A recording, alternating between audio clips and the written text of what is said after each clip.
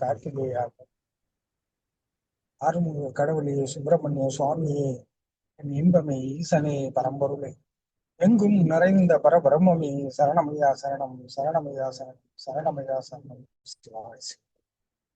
மயில் வாகனனே, மயூர வாகனனே, எங்கள் நாதனே, குமார கடவுளுக்கு அரோகரா, அரோகரா, அரோகரா. குமார கடவுளுக்கு அரோகரா, அரோகரா, அரோகரா. குமார கடவுளுக்கு அரோகரா. ஓம் குமர குருதாச குருப்யோ நமக. ஓம் குமர குருதாச குருப்யோ நமக. ஓம் குமர குருதாச குருப்யோ நமக. ஓம் ரமணாய நமக. ஓம் ரமணாய நமக. ஓம் ரமணாய நமக. அருட்பெரும் ஜோதி, அருட்பெரும் ஜோதி, தனி பெரும் கருணை, அருட்பெரும் ஜோதி, அருட்பெரும் ஜோதி, அருட்பெரும் ஜோதி, தனி பெரும் கருணை, அருட்பெரும் ஜோதி, அருட்பெரும் ஜோதி, அருட்பெரும் ஜோதி, தனி பெரும் கருணை, அருட்பெரும் ஜோதி. ஓம் கிரிய பாபாஜி நம. ஓம் கிரிய பாபாஜி நம. ஓம் கிரிய பாபாஜி நம. ஓம் சங்கராய நமக. ஓம் சங்கராய நமக. ஓம் சங்கராய நமக.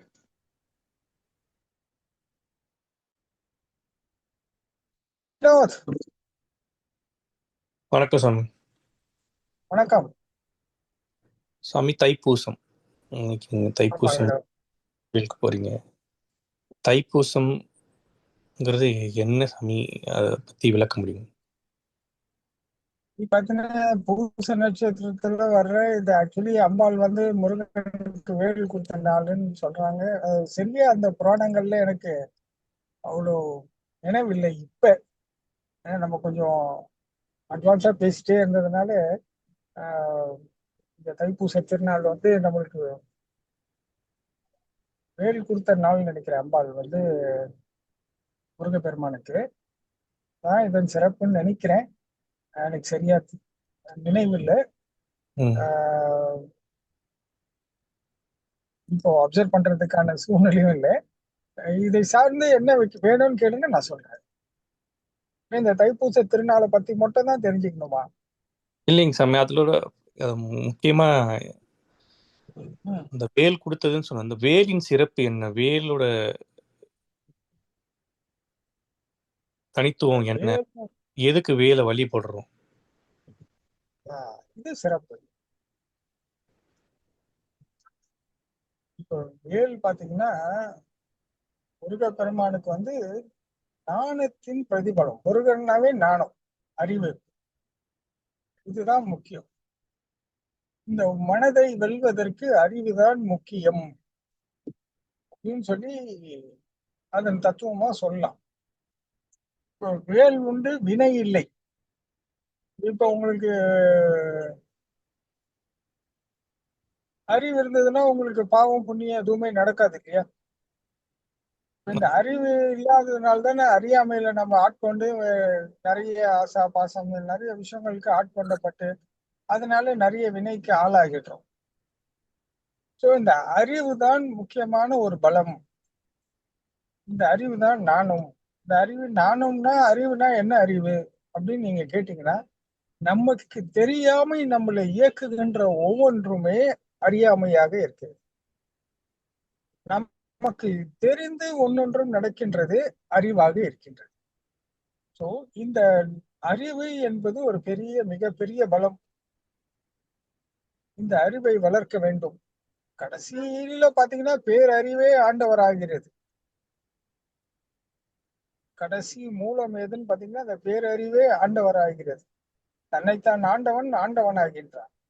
அதற்கு என்ன வேணும்? அறிவு வேணும். தன்னைத்தை ஆளுமை செய்ய, இந்த மனதை கட்டுப்படுத்துறதுக்கும், மனதை ஆளுமை செய்யறதுக்கும், மனதை ஒருநிலைப்படுத்துறதுக்கும், நம்ம சொல்லும் செயலும் எண்ணங்களும் எல்லாம் ஒரே நேர்கோட்டுல வர்றதுக்கும் அறிவு வேணும்.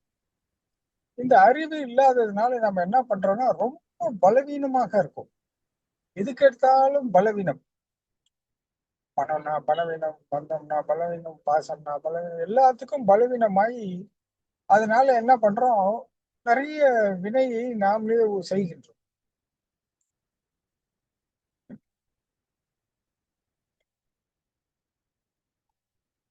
அப்போ முருகப்பெருமான் அதுக்குதான் வேலை வைத்துட்டு இருக்காரு. இந்த வேல் உண்டு வினை இல்லைன்னா நீ அறிவோடு செயல்பட்டினா உனக்கு பாவம் புண்ணியம் கிடையாது.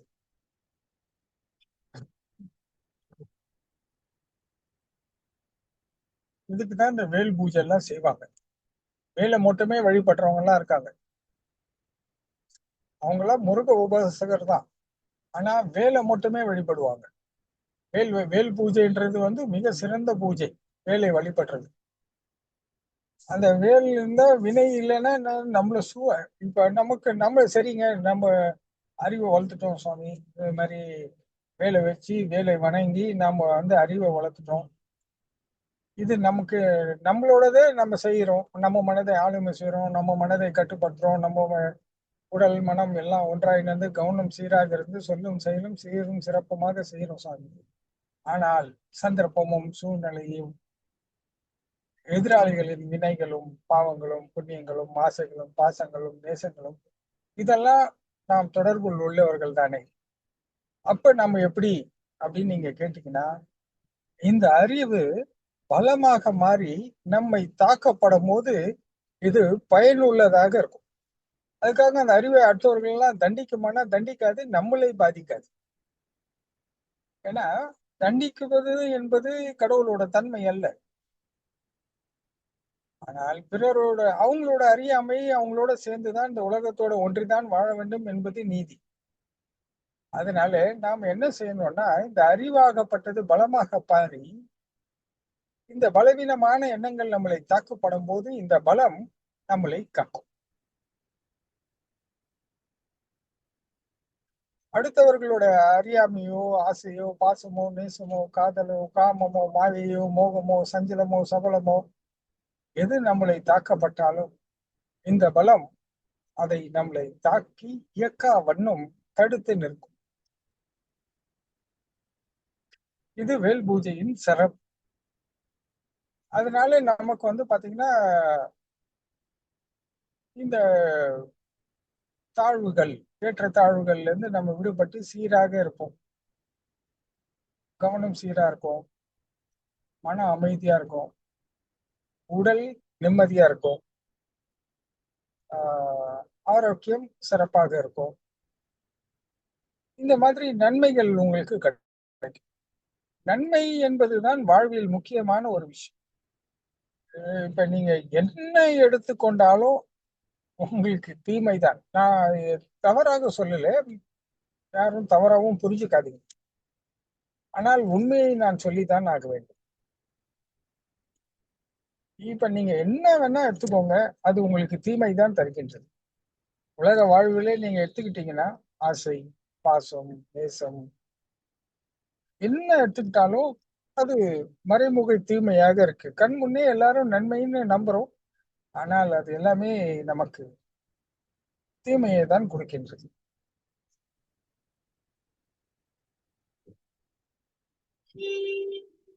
எப்படி தீமையாகும் சாமின்னு கேக்குறீங்களா? ஆமா சார். இப்போ உங்களுக்கு இந்த பந்த பாசம் பணம் பதவி இதெல்லாம் உங்களுக்கு பலத்தை கொடுக்கறதா நம்புறீங்க. ஆனா உங்களை அப்படி பலத்தை கொடுத்து அது என்ன பண்ணுது? உங்களை பலவீனமாக்கிடுறது. அது கிடைக்காத வரைக்கும் பலம், கிடைத்தால் அது பலவீனமாயிடுறது. அதை காப்பாத்துறது, அது செலவழிக்க முடியாம அது ஒரு பிரச்சனை பண்ணி அது எல்லாமே இந்த ஆசைகள் எல்லாமே துன்பத்தை தான் கொடுக்கறது. இப்போ ஆஹ் அவரவர்களுக்கு ஏற்ற மாதிரி நாம வாழணும், கூடணும், சொல்லணும், சூழல், இந்த மாதிரி எக்கச்சக்க பிரச்சனைகள். இதை நான் ரொம்ப டீப்பா போனேன்னா நல்லா இருக்காது, அதனால மேல்நோட்டமா சொல்றேன், புரிஞ்சுக்கோங்க வினோத். சரிங்க சார். எந்த வகையில உங்களுக்கு நன்மை பயக்கின்றதுன்னு என்னால ஏதாவது உங்களுக்கு சொல்ல முடியுமா?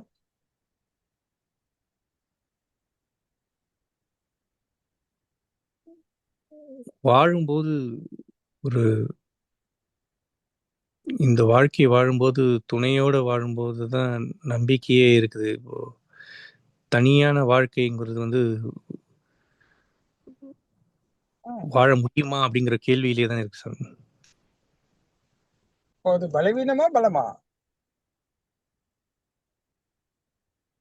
வா நீங்கள் பலவீனம் இருப்பதனால் தானே துணை தேடுகிறீர்கள். நீங்கள் பலமாக இருந்தால் அப்போ துணை சேரும்போது பலம் தானே கிடைக்குது சார். அதுதான் சொல்றேன். ஆனா அது உண்மை இல்லைல்ல. அந்த துணை சேருவதற்காக நீங்க என்னெல்லாம் செய்யணும்? ம் உங்களோட தன்மானம், சுயமரியாதை, சுய கௌரவம், கடமை உணர்வு, அஹ், ம். உண்மை, எல்லாத்தையும் நீங்க மறைக்கணும். கரெக்டா?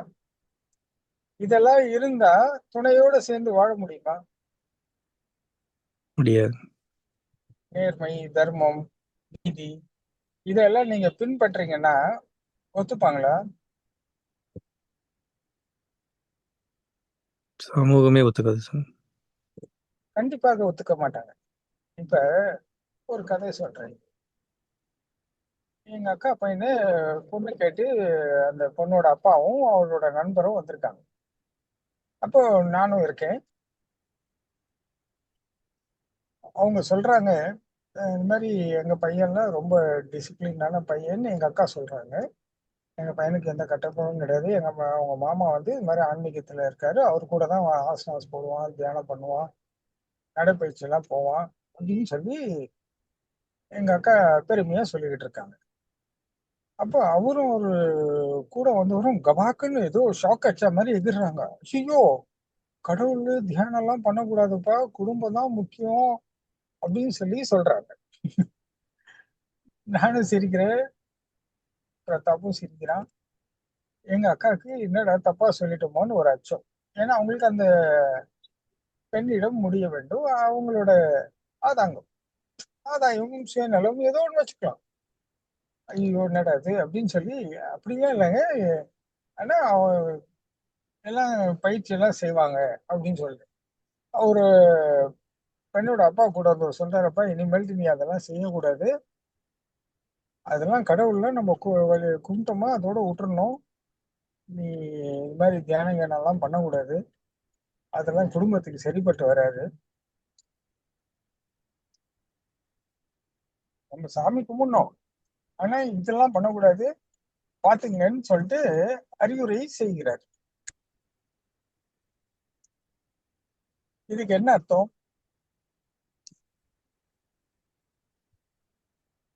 சுகமா வாழணும்.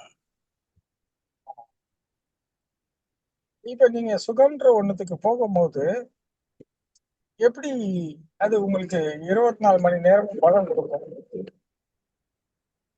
சுகம் சுமையாகும், பாசம் பாரமாகும், சொந்தங்களும் பந்தங்களும் உங்களை அடிமைப்படுத்தும், எதிர்த்து பேச முடியாது, சுதந்திரமாக ஒரு வார்த்தை கூட சொல்ல முடியாது, அவர் என்ன நினைப்பார், இவர் என்ன நினைப்பார் என்ற அச்சம் உங்க மனதிலே எழுந்து கொண்டே இருக்கும். சோ அவர்களுக்கு ஆதாயமா இது ஏதாவது பேசினா தப்பா நினைச்சுப்பாங்களா, நீங்க அச்சத்துடனே பேசணும் இல்லையா? ம் அப்போ உங்க நீங்க எண்ணத்தெல்லாம் இழக்கிறீங்க. இப்போ ஒண்ணும் இல்லை, நீங்க வந்து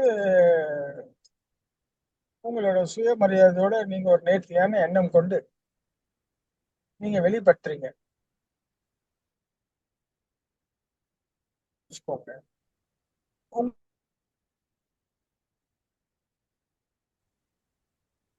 நான் என் கௌரவம் எனக்கு முக்கியம், சுய கௌரவம் முக்கியம்னு சொல்லிட்டு நீங்க அந்த எண்ணங்களை வெளிப்படுத்தினால், அதற்கு அவமதிப்போ எதிர்ப்போ கிளம்பினால் உங்களால் என்ன செய்ய முடியும்?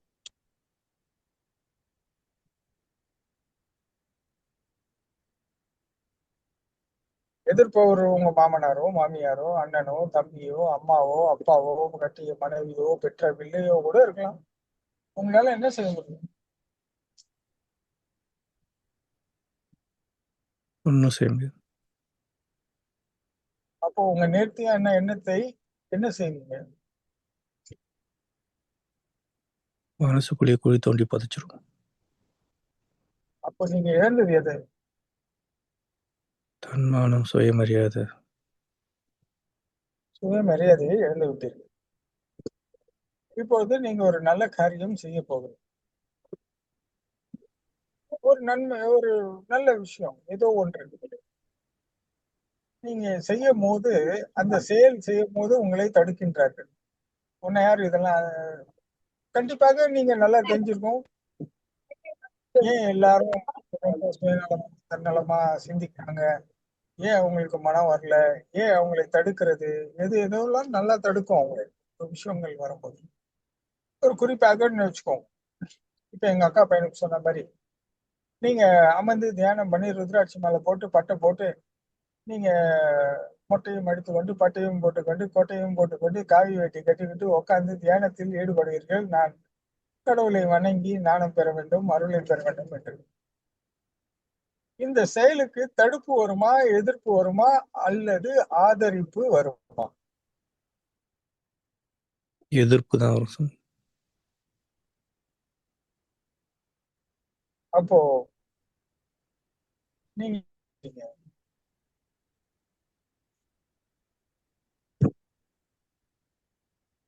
உங்களோட சுய கௌரவத்தை இழக்கின்றீங்க. ம். இப்ப என்ன பண்றீங்க?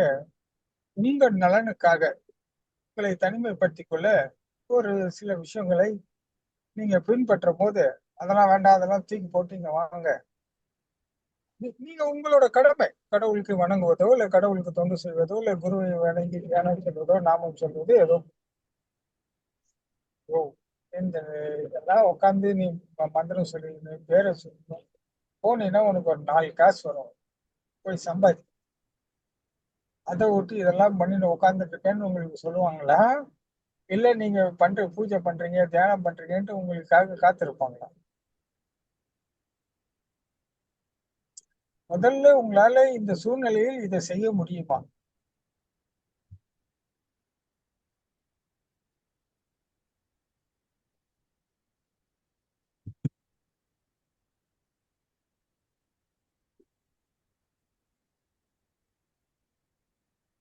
முடியாது. இப்போது நீங்கள் கடமையையும் தவறிவிட்டீர்கள். இப்போ இந்த சூழ்நிலையில உங்கள் ஆட்கொண்டது எதுவாக இருக்கும்?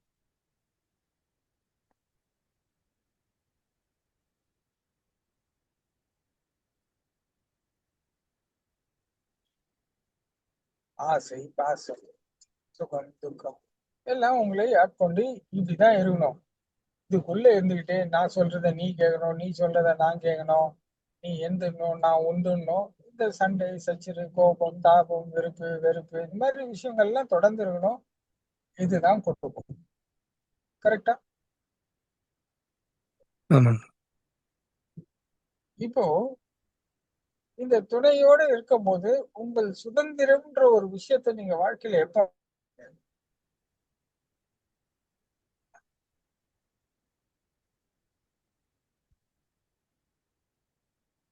அதுக்காக இல்லறம் வரல. இதை விளக்குவதற்காக சில கேள்விகள்.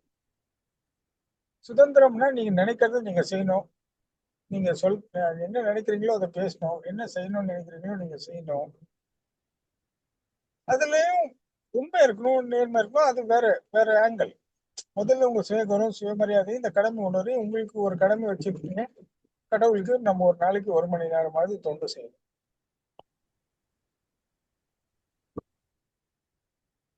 ஆனா இதெல்லாம் தொடர்ந்து செய்ய முடியாம உங்களுக்கு போகுதுன்னு சொன்னா, இந்த துணை உங்க விருப்பத்துக்கு ஆஹ்,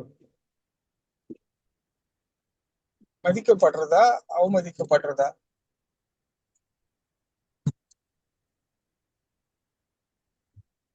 மதிக்கப்படுது. துணை கொண்டும் வாழ்க்கை அவர்கள் முக்கியத்துவமோ மதிப்போ இல்ல மரியாதையோ இல்ல பாசமோ இல்ல ஏதோ ஒன்று அவங்க கொடுத்தால்தான் நீங்க இயல்பாக இருக்க முடியும். கொடுக்கலன்னா என்ன ஆவீங்க?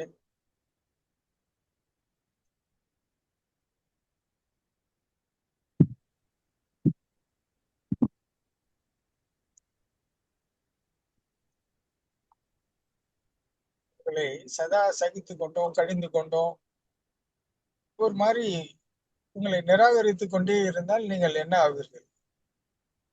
ஆனால் அனைவர் சமயத்திலும் அத்தனை சமயத்திலும் உங்களை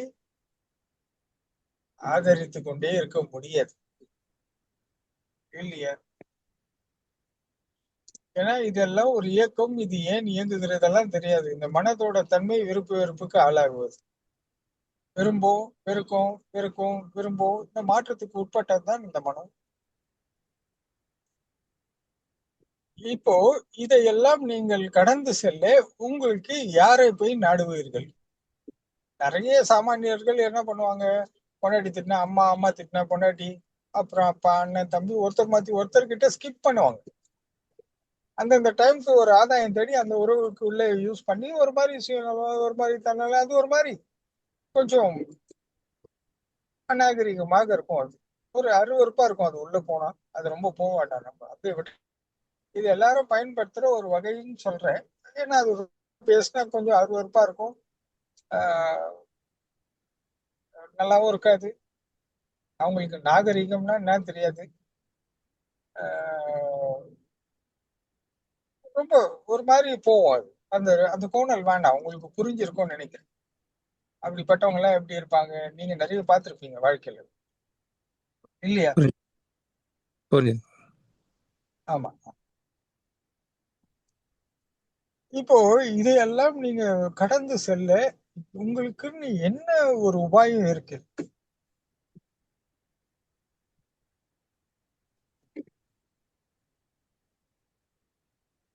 ஆனால் இதையெல்லாம் நீங்கள் கடந்தே ஆக வேண்டும், சந்திச்சே ஆகணும். இதை மாற்றவோ எதிர்க்கவோ தவிர்க்கவோ ஓடி ஒளியவோ உங்களால முடியாது. இதுதான் சமுதாயம். இப்படிதான் எல்லாரும் இருக்கோம். அவங்கவுங்களுக்காக போராடுறாங்க. அதுல உன் தோல்வி எனது வெற்றி, எனது வெற்றி உனது தோல்வி. இப்படிதான் வாழ்க்கையின் தத்துவம் இருக்கு. நீயும் வெற்றி பெறணும் நானும் வெற்றி பெறணும்னு உலகத்துல ஒருத்தரும் நினைக்க மாட்டாங்க. நாட்டை ஆளும் ராஜாவா இருந்தாலும் சரி இல்லையா? அவர் கட்சி ஜெயிக்கணும்னா அவர் இன்னொரு கட்சியை எதிர்த்து தானே ஆகணும்.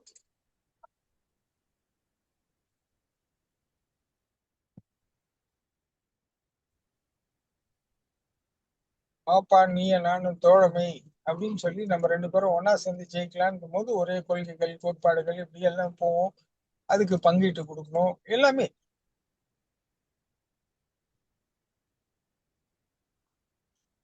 இல்லையா? இப்போ நீங்க இந்த மாதிரி ஒருத்தருக்கு ஒருத்தர் ஆதாயம் தேடுறது, ஒருத்தருக்கு ஒருத்தர் நலம் தேடுறது, ஒருத்தருக்கு ஒருத்தர் இப்படின்னும் போது இந்த உண்மை அப்படின்ற ஒரு இடத்தை நீங்க எப்போது வாழ்க்கையில் கண்டறிவீர்கள்? உண்மையில் நான் யார்? எனக்கு என்ன வேணும்? நான் என்ன தேடுறேன்? இங்க போனா பிரச்சனை, அங்க போனா பிரச்சனை, எங்க போனாலும் பிரச்சனை. என் எண்ணத்துக்கு மதிப்பில்லை, என் உணர்வுக்கு மதிப்பில்லை, எதுவுமே இல்லை. ஆனால் இந்த உரிமையை வைத்து மிரட்டுவதும் உருட்டுவதும் அவமதிப்பதும் மதிப்பதும் அது மாதிரி ஒரு வெளியே போனா மதிப்பு உள்ள வந்து அவமதிப்பு. 4 பேருக்கு முன்னாடி என் முன்னாடி என் புருஷன் சொல்லிப்பாங்க.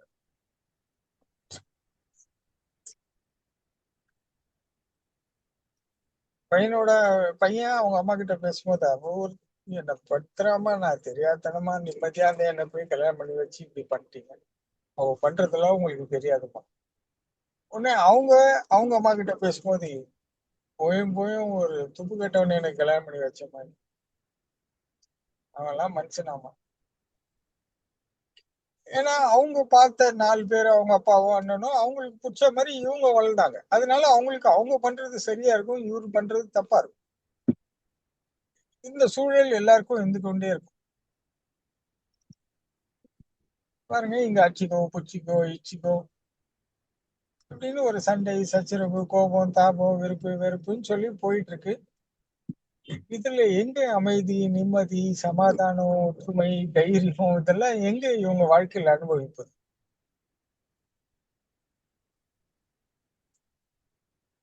இப்ப இவங்களிடத்தில் என்ன இல்லை?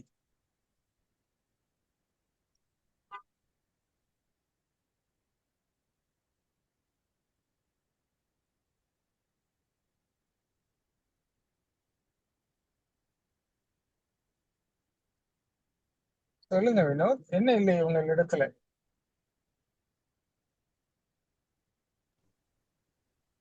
சுயமரியாதை, கௌரவம். நிம்மதி இல்லை. இதெல்லாம் கடந்து செல்ல, இதையெல்லாம் சந்திக்க இந்த துணிவு இதெல்லாம் இல்லாம இவங்க பலவீனமாயி துன்பப்படுறது, துடிக்கிறது, என்னென்னமோ பண்றாங்க. சில பேர் ஏதோ கோயில்ல வந்து உட்காந்து கடவுள்கிட்ட வந்து சும்மா இஷ்டத்துக்கு புலம்பிக்கிட்டு.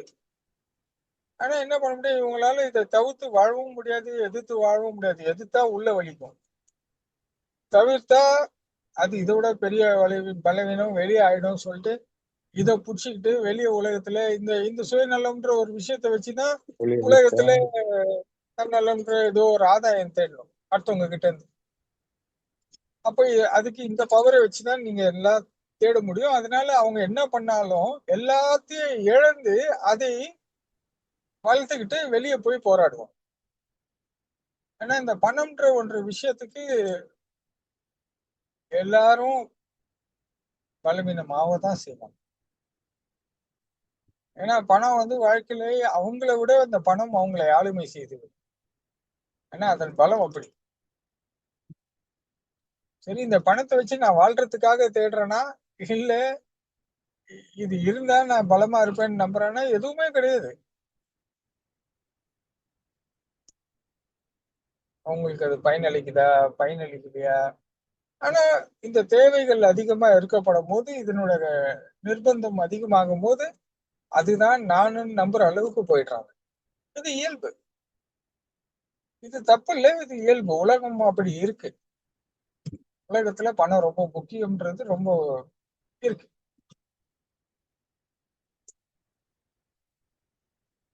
இப்போ இவங்க என்ன பண்றாங்க? இதையெல்லாம் மறந்து நான், எனது என்பதெல்லாம் இதுக்குள்ளேயே நின்னுகிட்டு எனக்குன்னு ஒண்ணுமே இல்லாம இருக்கு. என்கிட்ட நிறைய பேர் வந்து கேட்பாங்க.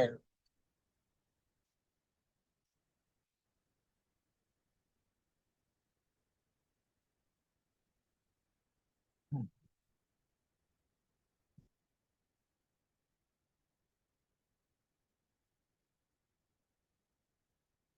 எல்லாரும் கேட்பாங்க, எனக்கு மட்டும் ஏன் சாமி இப்படி எல்லாம் நடக்குது? நான் என்ன பண்ணேன்? நான் யாருக்கு என்ன பண்ணேன்? நான் என்ன பாவம் பண்ணேன்? எல்லாருக்கும் இந்த இவங்களுக்காக நல்லது செய்யறோம், இவங்கள படிக்க வைக்கிறோம், இவங்களுக்கு நகை வாங்கி கொடுக்குறோம், நெட்டு வாங்கி கொடுக்குறோம், சோறு போடுறோம் சொல்லிட்டு இவங்க பண்றதெல்லாம் தப்பே இல்லைன்ற மாதிரி ஒரு நியாயத்தை அவங்களுக்கு கற்பிச்சுக்கிறாங்க. அவரவர்களுக்கு ஒரு நியாயம், அவரவர்களுக்கு ஒரு தர்மத்தை அவங்களே உருவாக்கிட்டு அவங்க மனசுக்கு எதெல்லாம் சரின்னு படுறதோ அதெல்லாம் சரி, அவங்க மனசுக்கு எது எல்லாம் தப்புன்னு படுறதோ அதெல்லாம் தப்பு. உண்மையான சரி எது, உண்மையான தப்பு எது, உண்மையான நியாயம் எது, உண்மையான தர்மம் எதுன்றது யாருக்கும் தெரியறது இல்லை. இவங்க பாருங்க, இதனால என்ன ஆகுதுன்னா, ஏற்கனவே எல்லாத்துக்காகவும் நம்ம கழட்டி போட்டோம், இனி பணத்துக்காக என்ன கழட்டி போட்டா என்ன அவசியம்? விடு. இப்ப இவன் சொல்லி என்ன வரப்போகுது, இவன் மதிச்சு என்ன வரப்போகுது, இல்ல என்ன நானே மதிச்சு எனக்கு என்ன வரப்போகுது அப்படின்னு சொல்லி எல்லாரும் என்ன பண்றாங்க? அந்த பணத்துக்காக எல்லாத்தையும் இழந்துடுறாங்க. ஆனா இவங்க அப்புறம் என்கிட்ட வந்து கேட்பாங்க, நான் என்ன சுவாமி பண்ணேன்? ஏன்னா இதெல்லாம் இவங்களுக்கு தப்புன்னே தெரியுதுல்ல. இதெல்லாம் நீ பண்ணதுனாலதான் நீ இதை அனுபவிக்கிறேன்றது அவங்க கிட்ட நானும் ஓப்பனா சொல்ல முடியாது. இதெல்லாம் வாழ்க்கைன்னா இப்படிதாங்க இருக்கும். சில சில பிரச்சனைகள் வரும் போகும். உடம்புனா அது இப்படிதான் வரும். மனசுனா இந்த மாதிரி எல்லாம் பண்ணும். நான் பாத்துக்கிறேன். இல்ல சுவாமி இருக்காங்க, கவலைப்படாதீங்க, இதை நீங்க கடந்து வந்துருங்க, நான் பாத்துக்கிறேன், சரி பண்ணிடுறேன், உங்களுக்கு இது இந்த பிரச்சனை தீரணும், அவ்வளவுதானே, நான் பாத்துக்கிறேன். உங்களுக்கு அவங்க அன்றைய பிரச்சனை அவங்களுக்கு திருந்தணும், வருந்தணும், நான் மன்னிக்கணும், நான் நல்லபடியா வாழணும்னு யாரும் கேட்க மாட்டாங்க. அன்னைக்கு ஏற்பட்டிருக்கிற சங்கடங்கள், பிரச்சனைகள், இன்னல்கள், இடையூறுகள் நீங்கணும், அவ்வளவுதான். ஏதோ ஒண்ணு அடைய நினைக்கிறாங்க, அதுக்கு தடையா இருந்தா அதை நீங்கணும், அவ்வளவுதான். அவங்க ஆசை ஈடேறணும், விரும்புறது நடக்கணும், இப்படிதான் எல்லாம் இருப்பாங்க. ஆனால் இவர்கள் இடத்துல எல்லாம் என்ன இல்லைன்னு சொன்னா, ஏன் இவங்களுக்கு சதா சலிப்பும், சோர்வும், தளர்ச்சியும், நம்பிக்கையின்மையும், பயமும், கோபமும், ஒரு மாதிரி ஆத்திரம், சுயநலம், பேராசை, இதெல்லாம் ஆளுமை செய்து அவங்களை சதா துன்புறுத்தி கொண்டு இருக்கும். இவங்க கிட்ட எல்லாம் என்ன இல்லைன்னா அறிவு என்ற ஒன்று இல்லை.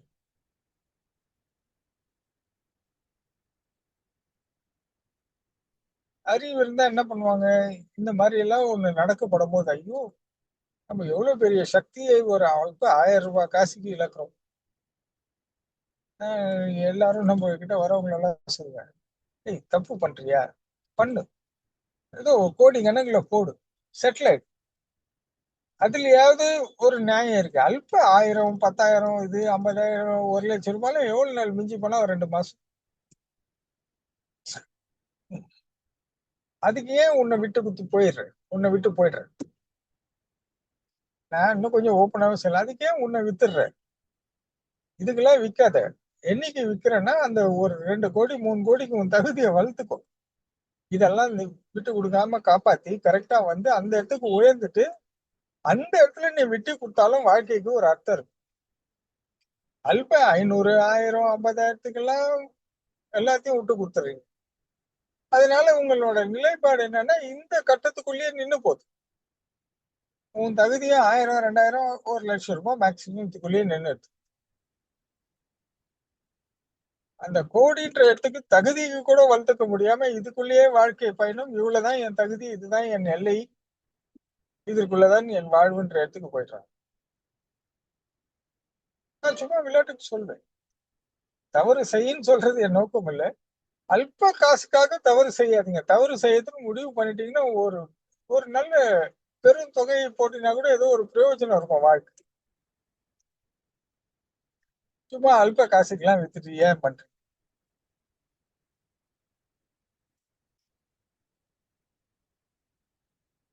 தன் ஆதாயத்துக்காக என்ன பண்ணுவாங்க, கடவுள், குரு எல்லாரையும் விற்பாங்க.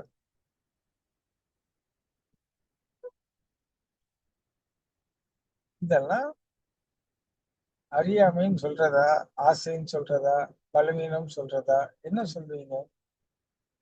இவர்களுக்கெல்லாம் இந்த அறிவு இல்லாததுனால என்ன ஆகுதுன்னா, பொழுது விடுதலில் பொழுது போகும் வரை ஏதோ ஒரு சஞ்சலம், சங்கடம், அச்சம், துன்பம், ஆத்திரம், பொறாமை, ஆணவம் இதெல்லாம் கலந்து அவங்கள உழைக்க வச்சுக்கிட்டே இருக்கும்.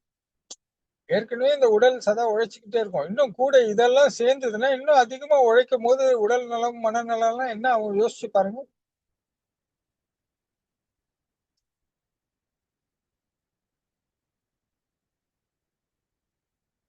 கண்டிப்பாக உடலும் சரி, மனமும் சரி சோர்ந்து தளர்ந்து, அப்ப அது துணையை தேடிக்கிட்டு ஏதோ ஒண்ணு செஞ்சுக்கிட்டு அப்படியே ஒரு தவிர்த்து கொண்டே இருக்கிறாங்க. ஏதோ ஒண்ணு மறைச்சிட்டு ஏதோ ஒண்ணு எங்கேயோ ஓடிக்கிட்டே இருக்காங்க.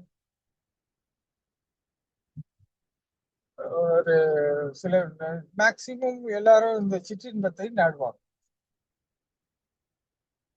இதை சந்திக்கும் போது அவங்களுக்கு கொஞ்சம் ஒரு பலம் கிடைப்பதாக கருதுவாங்க. அதனால என்ன பண்ணுவாங்கன்னா சதா அதுக்குள்ளேயே பூந்துக்க ட்ரை பண்ணுவாங்க.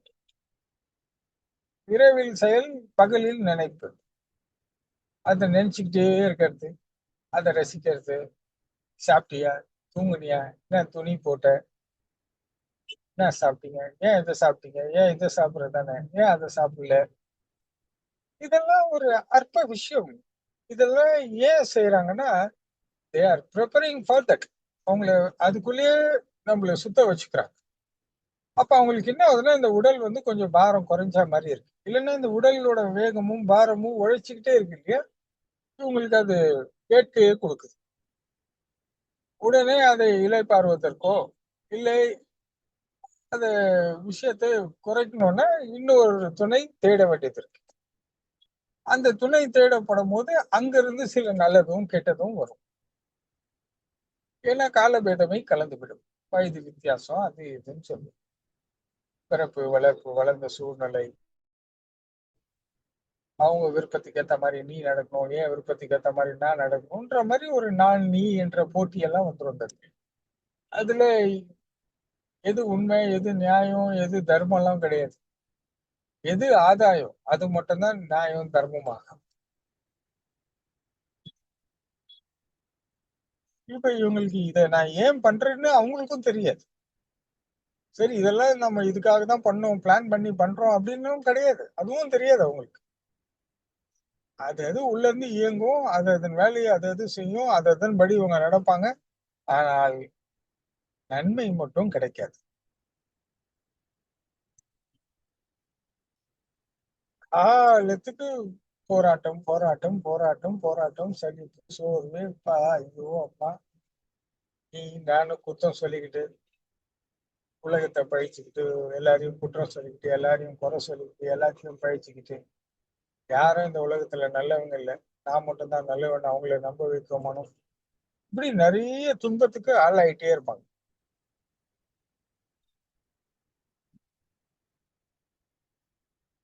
அப்போ முருக பெருமானுக்கு ஏன் அம்பாள் கொடுத்தாங்கன்னா இத வச்சுக்கோ, இந்த மாதிரி பிரச்சனை எல்லாம் நீ ஆளாக மாட்ட,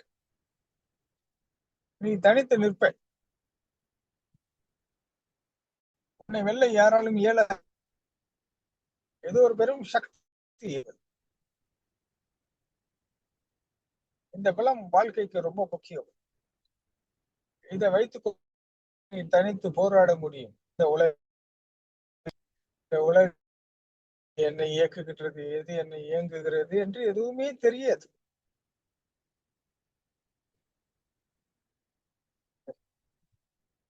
இவ்வளவு விஷயங்கள் நடப்பதால் வாழ்க்கை குழப்பம்தான் நிலவும். எப்போதும் மனிதன் வாழ்வு பாத்தீங்கன்னா குழப்பத்திலையும் மர்மத்திலேயே வாழ்க்கை ஓடும். ஏதாவது குழப்பம் இல்லாமல் மர்மம் இல்லாமல் வாழ்வு இருக்குமா வினோத்? இல்ல சாமி. ஏன்னா இவ்வளவு பிரச்சனை நம்மளை சுத்தி நடக்குதுன்னா எப்படி நீங்க தெளிவா இருப்பீங்க? இந்த மனம்னு எடுத்துட்டீங்கன்னாவே உள்ள உறவுகள் ஆசைகள் பாசங்கள் இந்த விஷயங்கள் பணம் இதெல்லாம் போகும்போது நீங்க தெளிவா இருக்க சத்தியம் உண்டா? உங்களுக்கு கடவுள் கொடுத்த சக்தியும் இழந்து விட்டீர்கள். சுயமரியாதை சுயகௌரவம் கடமுணர்வு தன்மானம் தன்னம்பிக்கை தைரியம் துணிவு ஒழுக்கம் பண்பு எல்லாத்தையும் இழந்துட்டீங்க. ஒழுக்கம்னா எல்லாரும் என்ன நினைச்சுக்கிறாங்க, குடிக்காம சிகரெட் பிடிக்காம வேற பெண்களிடம் நாடாமல் இருப்பதுதான் ஒழுக்கம் அப்படின்னு நினைச்சுக்கிட்டு இருக்காங்க. ஆனால் அக ஒழுக்கம் ரொம்ப முக்கியம். இந்த மாதிரி உள்ள இருந்து நம்மளை இயக்கக்கூடிய தீய எண்ணங்கள் தீய சக்தி, இந்த தீய எண்ணங்கள் 10 முறை பழகிவிட்டால் இது தீய சக்தியாக மாறிவிடும். 10 முறையில் 8 முறை பலவீனமான மனிதர்கள் உங்க தீய சக்திக்கு பணிந்து விட்டார்கள். ஆனால் வல்லவனுக்கு வல்லவன் வைகத்தில் ஒன்று என்பது போல உன்னோட ஒரு பெரிய 100 முறை தப்பு செஞ்சவன் உன்னோட பெரிய சக்திக்காரனாக இருப்பான். அவனிடம் உன் சக்தி பலிக்காது. அப்போது நீ அந்த அது உனக்கு திரும்ப வரும். ஒருவேளை ஏன்னா கால நேரம் உட்பட்டவங்களாயிட்டீங்க நீங்களா. இந்த நேரம் என்பது மனதை சார்ந்த விஷயம்.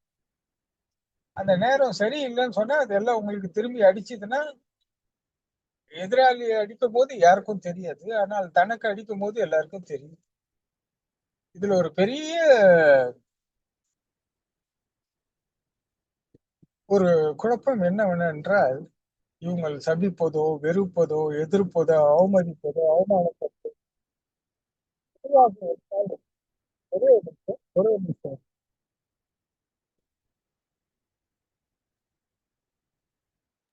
சரிங்க சாமி.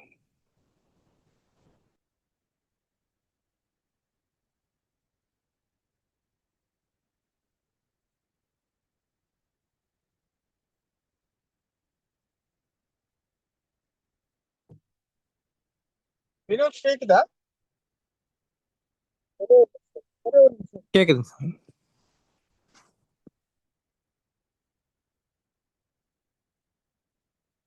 வினோத் கேக்குதா? கேக்குதுங்க சாமி. ஓகே வினோத். இதுல எல்லாருக்கும் கூட ஒரு பெரிய ஒரு பொய், இந்த ஏமாத்துறதுன்னு சொல்ற விஷயங்கள் என்னன்னு பாத்தீங்கன்னா, இவங்க என்ன பண்றாங்களோ இதெல்லாம் அடுத்த ஆளுக்கு நடக்கும், ஆனா நமக்கு நடக்காதுன்னு நம்புறாங்க பாருங்க. சபிப்பாங்க, சாவு, மரணம், என்னெல்லாம் குற்றம், குறை எல்லாம் அடுத்தவங்களுக்கு தான் நடக்கும், ஆனா தனக்கு நடக்காதுன்னு நம்புறாங்க பாருங்க. இதை விட ஒரு பெரிய ஏமாத்துதல் ஏதாவது இருக்குமா?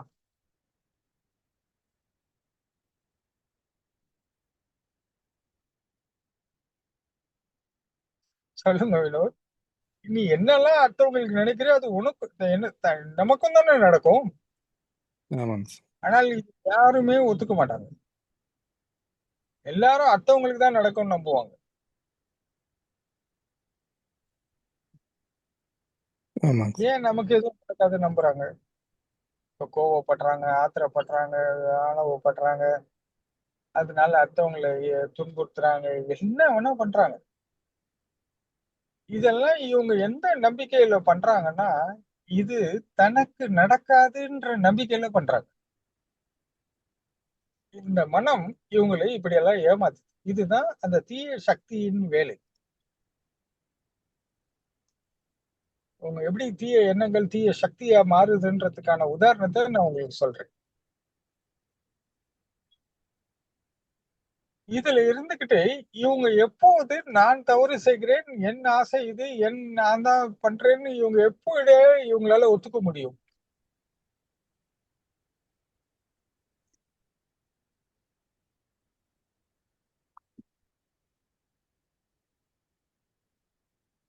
புரியுதுங்களா வினோத்? இந்த இடம் உங்களுக்கு புரியுதுங்க சார். இப்போ எல்லாருக்கும் அவரவர்களுக்கு அவரவர்கள் நல்லவங்களாக தெரிகிறார். ஏன்னா இவங்க என்ன பாவத்தை பண்ணாலோ என்ன பண்ணாலோ அதனோட பலனை தான் அனுபவிக்காமல் தன் குடும்பத்தாருக்கு கொடுத்து விட்டேன். புரியுதா உங்களுக்கு? புரியுது. சொத்து சேர்த்துக்கிறேன், இது வாங்கிக்கிறேன்னா, ஏன்னா இவங்க அவங்களுக்கு பண்ணதுனால இவங்க என்ன நினைச்சுக்கிறாங்க, இது என்ன பாதிக்காது, இது எனக்கு இல்ல. இதெல்லாம் ஒரு தன்னைத்தானே ஏமாத்திக்கிற ஒரு விஷயங்கள். இதெல்லாம் இவங்களுக்கு தெரிஞ்சு இவங்க புத்திசாலியா சாமர்த்தியமா பண்றாங்கன்னு பாத்தீங்கன்னா கிடையாது. அவங்களோட சுபாவமே அப்படி இருக்கும்.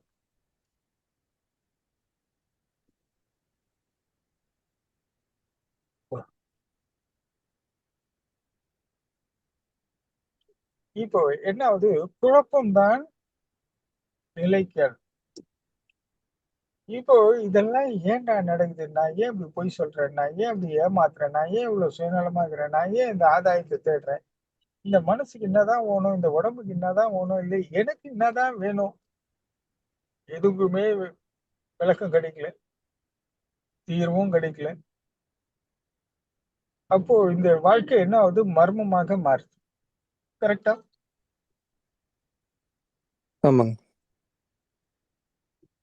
இப்போ இந்த மர்மமான வாழ்க்கையை நான் கொஞ்சம் எனக்கு என்ன பிடிச்சிருக்கு, எனக்கு என்ன வேணும், நான் எதை விரும்புறேன், உண்மையிலேயே நான் யார், எனக்கு என்னெல்லாம் வேணும், எனக்கு பணம் தான் பெருசா, இல்ல சுகம் பெருசா, இல்ல சொந்த பந்தங்கள் பெருசா, ஆசா பாசங்கள் பெருசா, இல்ல நான் இந்த மாதிரி ஒரு நல்ல மதிப்பு, மரியாதை, பதவி, பணம், ஆடம்பர வாழ்க்கை பெருசா, நான் எதை விரும்புகிறேன், என் தேடுதல் தான் என்ன, என் தேவைதான் என்ன?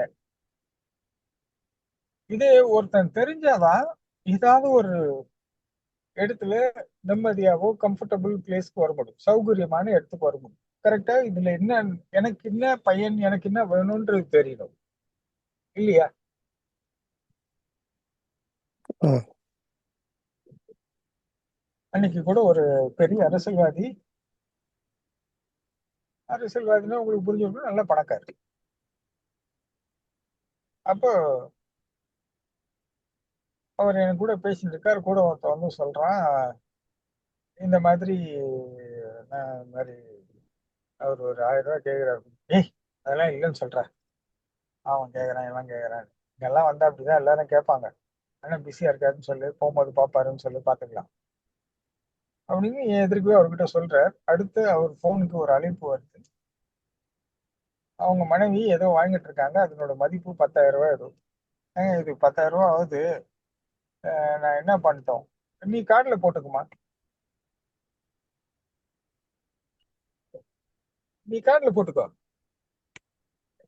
சரியா, நீ பணம் எடுத்துன்னு போலியா வீட்டுல இருந்து, ரொம்ப அக்கறையோட ரொம்ப பாவத்தோட நீ கார்டுல போடுறதானே, நீ ஏன் பணம் எடுத்துன்னு போகாம போன அப்படின்னு கடிந்து கொள்கின்றார். அப்புறம் நீ கார்டுல போடு அப்படின்ட்டார். திரும்பவும் என்கிட்ட பேசுறார். அவருக்காக உழைப்பவன் 1000 ரூபாய் கேட்கிறான், அவனுக்கு குடும்பம் மனம் இல்லை. ஆனா இவர் ஈட்டிய பணத்தை எங்கேயோ யாரோ செலவழிக்கிறாங்க. அதுக்கு ஒரு பெருமையா ஃபீல் பண்ணி அது ஒரு உற்சாகமாக புத்துணர்வோடு பேசுறாரு. வணக்கம் சாமி. வணக்கம். ஹலோ. இல்ல கோயிலுக்கு வணக்கம். இல்ல சாமி இன்னைக்கு.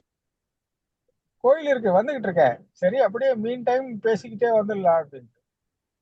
சரிங்க சரிங்க சாமி. நான் அதான் இப்பதான் பாலாஜி எல்லாரும் ஃபோன் பண்ணாங்க சாமி வரலன்னு. அதான் சரிங்க சாமி சரிங்க சாமி. சொல்லு, வந்துகிட்டு இருக்காங்கன்னு சொல்லு. சாமி வந்துட்டு சரிங்க சாமி சரிங்க சாமி. நன்றி சாமி. வந்துட்டேன், திருவான்மையூர் வந்துட்டேன்னு சொல்லு.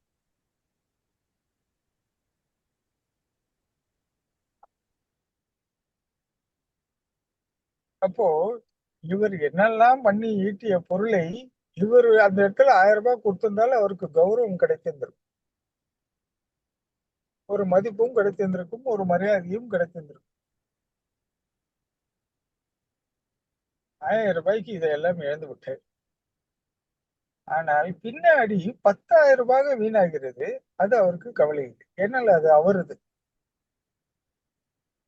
அந்த பலத்தை வைத்துதான் இந்த 1000-ஐ நிராகரித்தார்.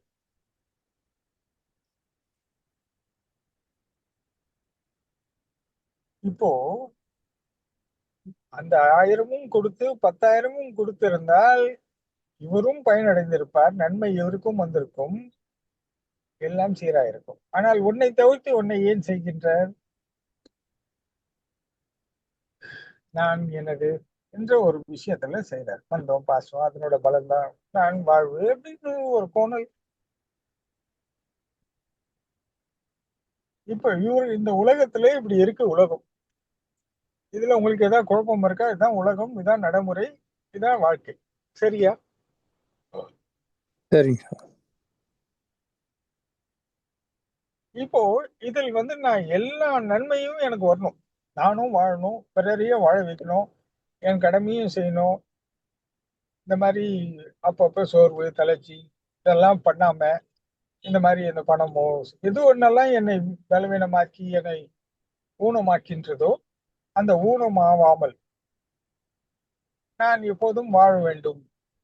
வாழணும்னா நிம்மதியாக, ஆரோக்கியமாக, ஆனந்தமாக, நிதானமாக, தெளிவாக, உறுதியாக, ஏதோ ஒரு கோணங்கள் வச்சுக்கலாம். இதெல்லாம் நன்மைகள்.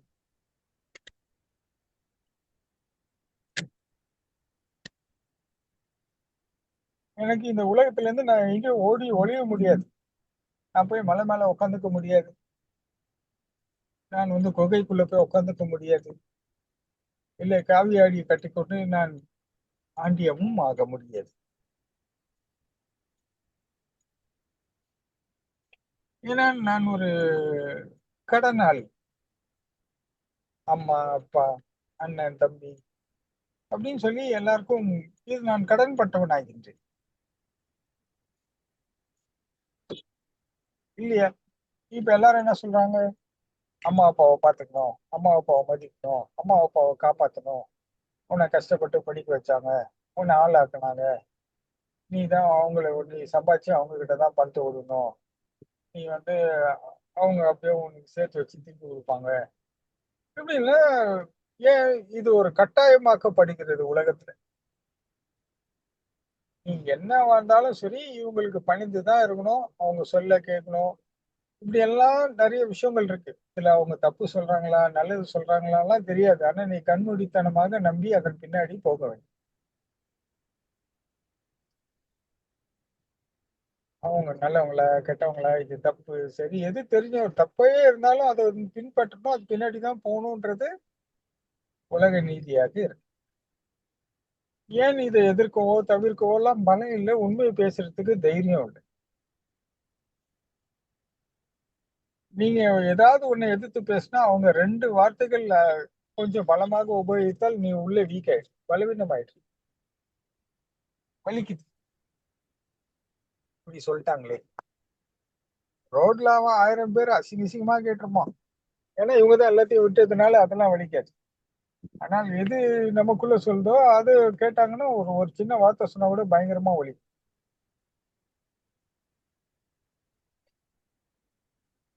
நீங்க இந்த கடன் பட்டவன் இப்ப பாத்தீங்கன்னா இந்த இடத்துல ராவணன் இருக்காரு.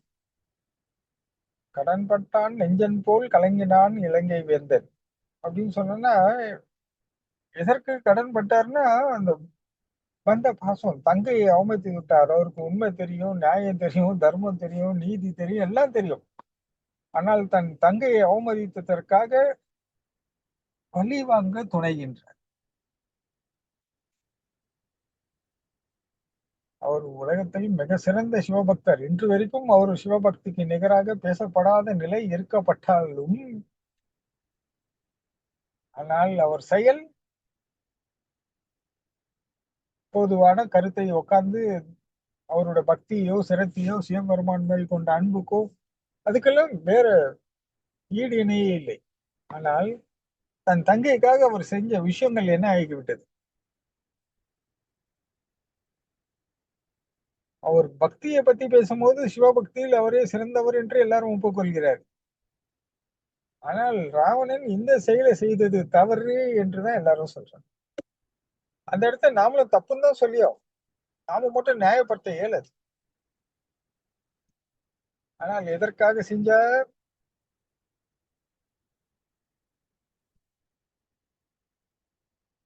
அந்த தங்கையை அவமதித்து விட்டு அசிங்கப்படுத்தி விட்டார்கள்.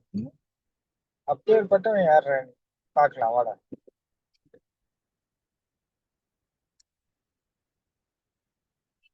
அவருக்கு எல்லாம் கட கட கட கடன் எல்லாம் குறைஞ்சி கடைசியில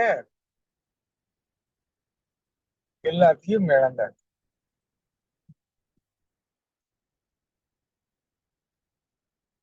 இது அவரிடம் அறிவிருந்து இருந்தாலும் அதை அவர் செயல்படுத்த திறனற்றவராக இருந்தார், சூழ்நிலை கைதியாக. அவருக்கு எல்லாம் தெரியும், ஆனா என்ன பண்றது, முடியல,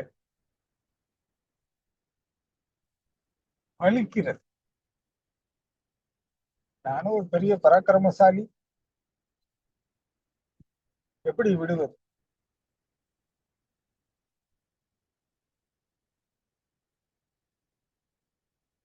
இந்த இடத்துலதான் சிவபெருமானும் நீ தோற்கப்பட வேண்டும் அப்படின்னு சொல்லும் போது தான் சொல்றார், தோற்கவா பரிக்கவா. என்னென்ன அடிப்படையில் சிவபெருமானுக்கு தர்மம் தெரியாதா, நீதி தெரியாதா, தன் பக்தனை தான் காக்க வேண்டும் என்ற பொறுப்பு இல்லையா? எல்லாம் இருக்கு. ஆனால் இந்த இடத்தில் அநீதி இழைத்து விட்டார், தவறு செய்து விட்டார்.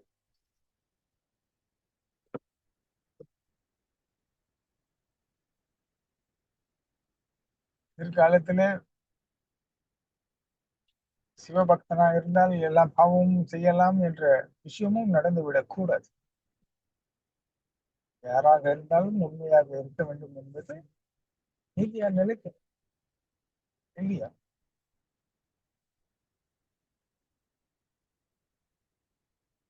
அப்போ இவங்க கிட்ட எல்லாம் என்ன இல்லைன்னு பாத்தீங்கன்னா, இந்த அறிவு என்கின்ற பலம் இல்லாததனால இந்த உலகத்தில் நீ வாழ இயலாதவனாக ஆகின்றாய். அப்போது என்ன ஆகுதுன்னா, சொந்தம், பந்தம், காசு, பணம், சொத்து, சுகம், இதெல்லாம் தான் பலம். இதை தேடினால் நீ வாழ்க்கை வாழ்ந்து விடுவாய் அப்படின்ற மாதிரி ஒரு ஓமையை உருவாக்குகின்றார்கள். இதெல்லாம் இருந்தா உன் வாழ்க்கை பாதுகாப்பான. ஆனா அதெல்லாம் இருக்கிறவங்க எல்லாம் வாழ்றாங்களா, இல்ல சதா மருத்துவமனையை நாடுகிறார்களான்றது எனக்கு தான் தெரியும்.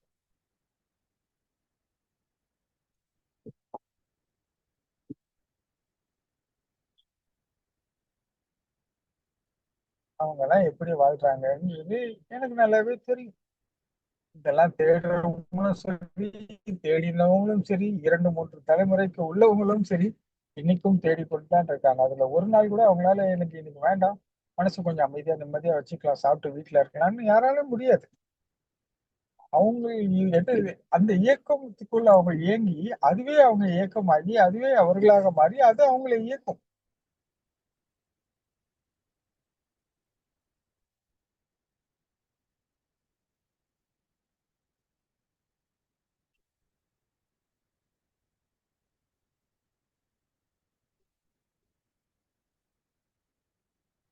இப்போ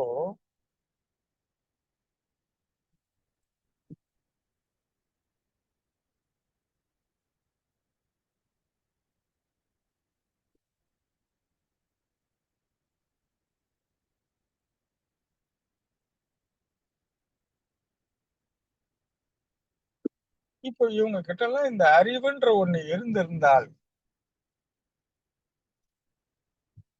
இந்த தவறுகள் இந்த மாதிரி விஷயங்களுக்கு எல்லாம் ஆளாகி சதா துன்பப்பட்டு கொண்டிருப்பார்களா? எதை செய்ய வேண்டும், எதை செய்ய வேண்டாம், எது என் நலன், எது நன்மை, எது தீமை தெரியுமா தெரியாதா?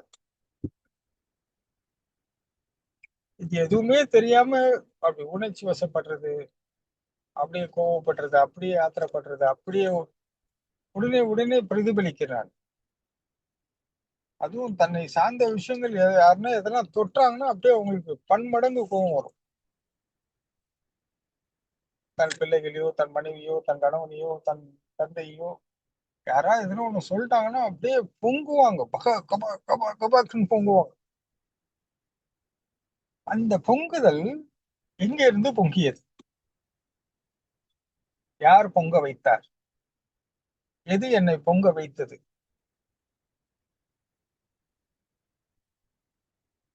தெரியாது.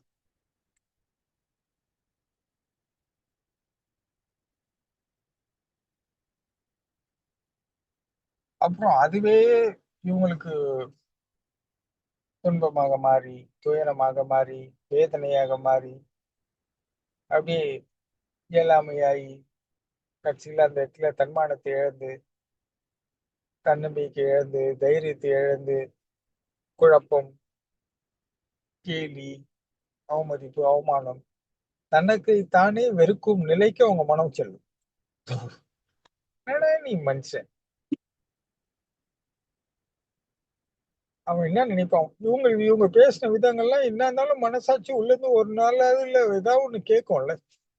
அவன் உன்னை பத்தி என்ன நினைப்பான்? உடனே எதிர்ப்பான். அவன் நினைச்சு எனக்கு என்ன ஆக போகுது, அவன் கிடையாது. அலட்சியப்படுத்துவாங்க. ஆனா அந்த வலி உள்ள இருந்து எழதான் செய்யும்.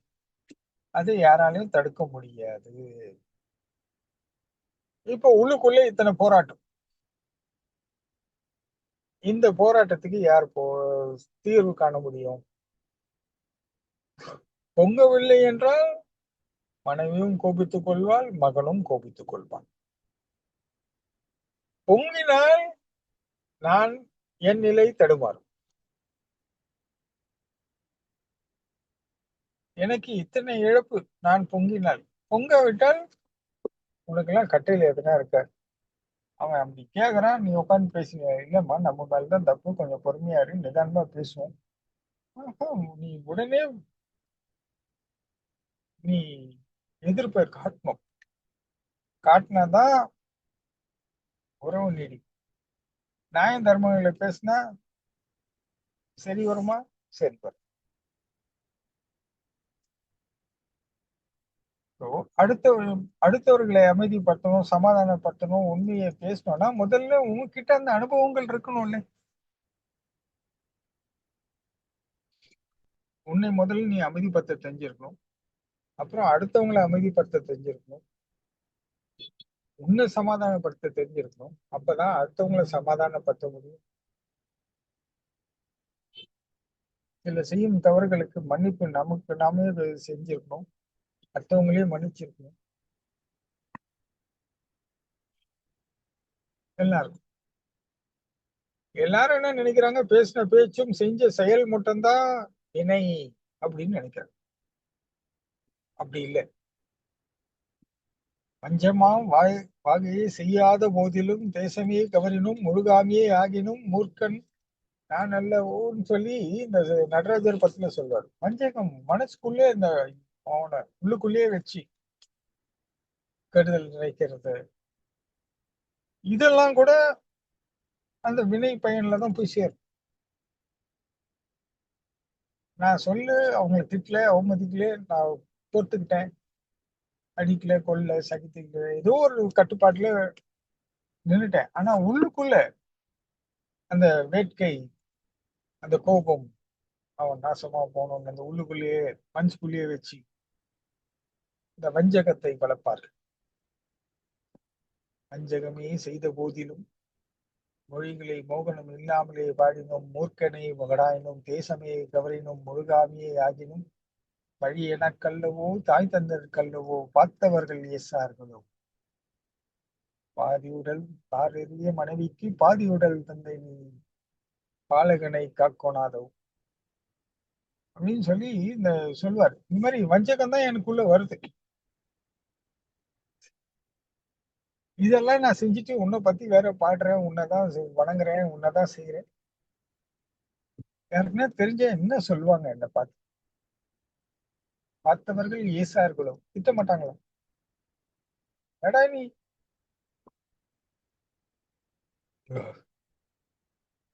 பாருங்க, இந்த இயக்கத்துல இப்படி இருக்கிறேன், ஆனால் என்ன எதுவுமே பண்ண முடியல. நான் ஒரு நிராயுத பாணி, என்கிட்ட எந்த பவரும் இல்லை. பணம் இருக்கு, I got plenty of money. ஓ அப்படியா, நிறைய பணம் இருக்கு, இந்த பக்கம் நிறைய சொத்து இருக்கு.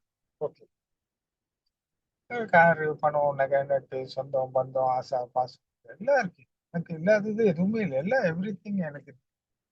ஆனா இந்த சூழ்நிலையில் உன்னை காப்பாற்ற யார் வருவார்?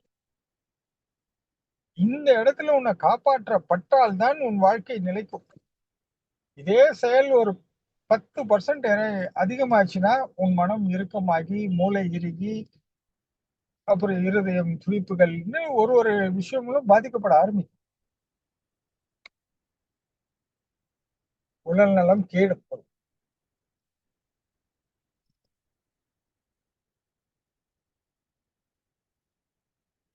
உடல் நலம் கேடு, மனநலம் கேடு. எது எப்ப நடக்கும் என்ற தீர்வு தெரியாது. பயம் கவிக்குள். அச்சோ, ஐயோகோ, கோழையாக மாறுவான். பார்த்தவர்களாம் பார்த்து சலாம் போடுவான்.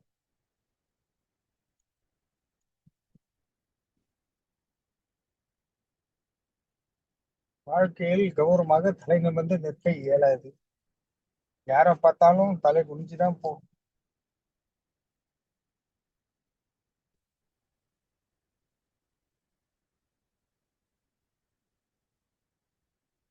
இந்த நடைமுறை வாழ்க்கையில் நிறைய பேரை பார்த்திருக்கேன்.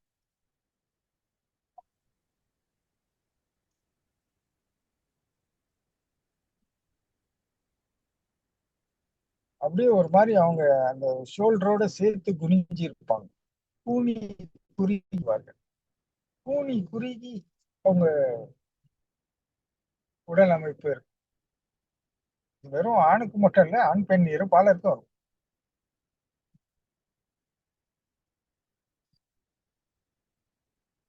அவங்களோட ஃப்ரேம் பாத்தீங்கன்னா எப்பவுமே பெண்டாவே இருக்கும். ஏதாவது நீங்க இப்பு கீழே பாத்தீங்கன்னாலும் பெண்டா இருக்கும், தலையில இருந்து கீழே வரைக்கும் பாத்தீங்கன்னாலும் அப்படியே, அந்த தலையில இருந்து இடுப்பு வரைக்கும் பாத்தீங்கன்னாலும் கொஞ்சம் இதுவா இருக்கும், இடுப்பு கீழே பார்த்தாலும் இருக்கும். மனவள கலை நிபுணரே, உங்களுக்கு இது ஒரு டிப்ஸ், நோட் பண்ணிக்கோங்க. நன்றி சாமி. சரிங்க சாமி. ஆமா, இது இவங்க ஏன் இப்படி இருக்காங்க, இவங்களுக்கு என்ன கொடுத்தா இவங்களுக்கு இதுல இருந்து நிமிருவாங்க அப்படின்றதுனால இது ஒரு டிப்ஸா எடுத்துக்கோங்க. இவங்க மொத்தத்தையும் இழந்துட்டாங்க. இப்ப இதெல்லாம் சரியானாதான் இவங்க வாழ முடியும், கரெக்டா தலை நிமிர முடியும் இந்த உலகத்துல. இதோட நின்னு இல்ல, இதுக்கு அடுத்து போராட்டம் இருக்குல்ல, இதுக்கு அடுத்தடுத்தும் வாழ்ந்தாகணும்ல கடைசி வரைக்கும்.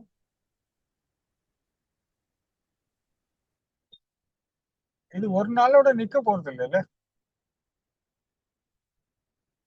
இப்போ முருகப்பெருமான் தன் பக்தர்களுக்கு இந்த பலனை அளிக்க வேண்டும் என்று நினைக்கின்றார். எனக்கு அம்மா கொடுத்தாங்க, அம்மா கொடுத்ததை நான் என் பக்தர்களுக்கு கொடுக்கணும். அம்மா எனக்கு கொடுத்தது நானே வச்சுக்கிறதுன்றது வந்து சாமானியர்கள், சாதாரண மனுஷர்கள். ஆனால் என்கிட்ட இருப்பதை உலகுக்கு கொடுக்கணும்னு நினைப்பவன் தான் கடவுள், இல்லையா? என்கிட்ட என்னெல்லாம் இருக்கோ அது அத்தனையும் என் பக்தர்களுக்கோ, என்னை பின்பற்றுபவர்களுக்கோ, என் சீடர்களுக்கோ, எனது அடியார்களுக்கோ, என்னை வணங்கி நிற்பவர்களுக்கோ அனைத்தவருக்கும் நான் கொடுக்கப்பட வேண்டும். இந்த நாளை அனைவருக்கும் நான் சமமாக கொடுக்கப்பட வேண்டும் என்றால் ஒரு நாள் கொண்டாடப்பட வேண்டும்.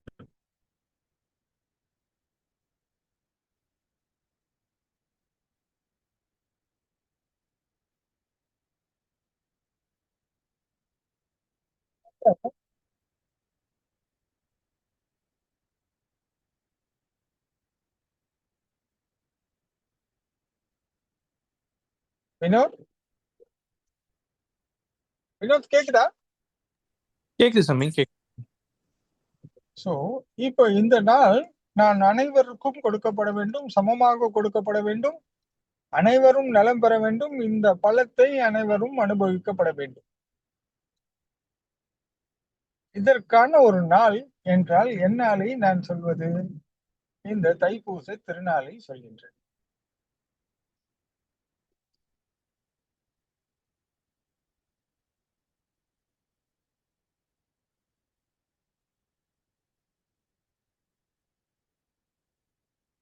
இன்று பாருங்க, பாரபட்சம் இல்லாம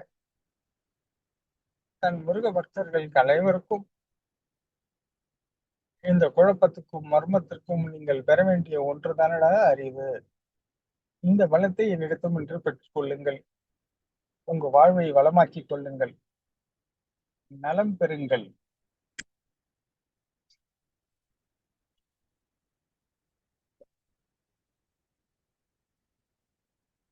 வளமுடன் வாழுங்கள்.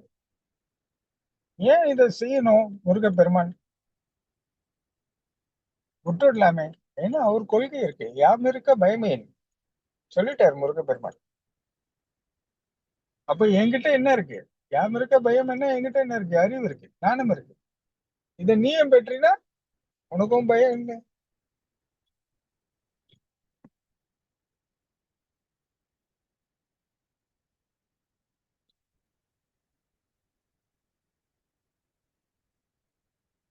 So, இந்த நன்னாளை கொண்டாடப்பட வேண்டும், அனைவரும் நலன் பெற வேண்டும், அனைவருக்கும் இதன் பயன் பெற வேண்டும் என்பது முருகப்பெருமான் என்கிட்ட இருக்கும் ஆற்றலையும் திறனையும் அறிவையும் அனைவருக்கும் கொடுக்கப்பட வேண்டும் என்று விரும்புகின்றேன். இதை தைப்பூச திருநாளாக விழாவாக கொண்டாடப்பட்டு அனைவருமே இந்த சங்கடம் சஞ்சலம் இதெல்லாம் துறந்து தன் கடவுளுக்காக, தன் முருக பெருமானுக்காக காவடி எடுப்பது, பெரும் விழாவாக கொண்டாடி அவங்க துயரத்தையும் அச்சத்தையும் போக்கி அவங்க நலமுடன் வாழ்வதற்கு இந்த விழா ஒரு சிறப்பாக அமைகின்றது. முதல் குழப்பம் போக வேண்டும், என் வாழ்வின் மர்மம் நீங்க வேண்டும். என் வாழ்வு வெறும் மர்மமாக இருக்கிறது இல்லை, எல்லாம் அறிவியலாக வேண்டும். மர்மம் இல்லை என்றால் அறிவியல், மர்மம் இருந்தால் ஒன்றுமில்லை. அதை ஆண்டு ஆராய்ந்து தெளிந்து பலன் அடைந்து விட்டால் அறிவியல் ஆகிறது, அனைவரும் பயன்பெறுகிறார்கள் இல்லையா? அதனால் இந்த பலனை நீ பின்பற்றி இந்த விழா நாட்களிலே எல்லாரும் பெற்றால் உங்க வாழ்க்கையில சிறப்பிக்க சிறப்பிக்க அந்த அறிவு வந்து அவங்களுக்கு பயனுள்ளதாக அமைந்து இந்த நிலையிலிருந்து அவங்க விடுபடுறாங்க, வெளியே வராங்க.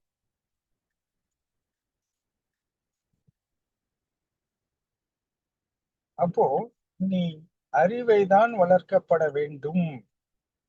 நீ என்ன வேணா பண்ணு, சாப்பிடு, தூங்கு, சுகமா இரு, காசை தேடு, சுகத்தை தேடு, சொந்தத்தை தேடு, பந்தத்தை தேடு, எதை தேடினாலும் என்னை வணங்கி அறிவை வளர்ப்பதை நீ தொடர்ந்து கடமையாக செய்.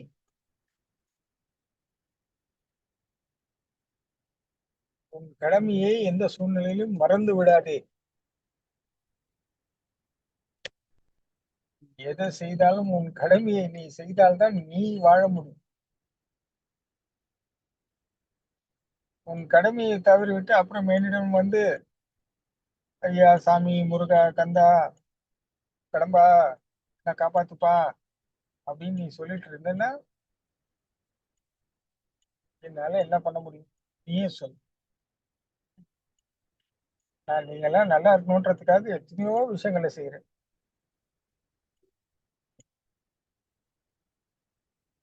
ஆனால் நீங்க எல்லாம் என்ன பண்றீங்க? அற்ப சுகம்தான் நான் நம்புறீங்க. இதுக்கு என்ன காரணம்?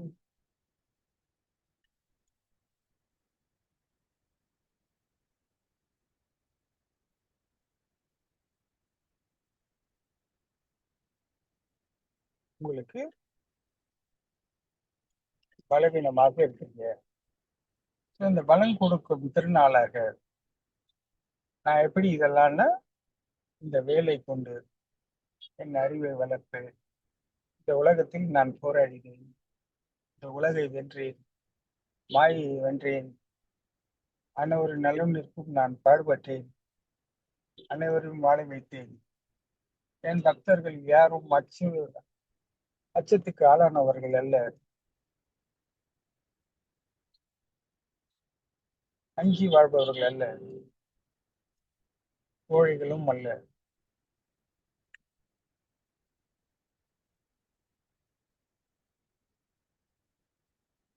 என் பக்தர்கள் அமைதி, நிதானம், தெளிவு, உறுதி, தன்னம்பிக்கை, தைரியம், ஒழுக்கம், பண்பு பெற்றவர்கள்,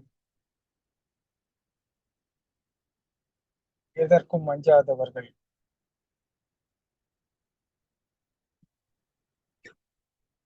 குறிப்பாக பலவீனமானவர்கள் அல்ல. என் பக்தர்கள் அனைவரும் பலமானவர்களே. அவர்களை நான் பலத்துடன் வைத்திருப்பதுதான் எனது வேலை. அப்போதுதான் சொல்கிறார், வேல் உண்டு வினை இல்லை.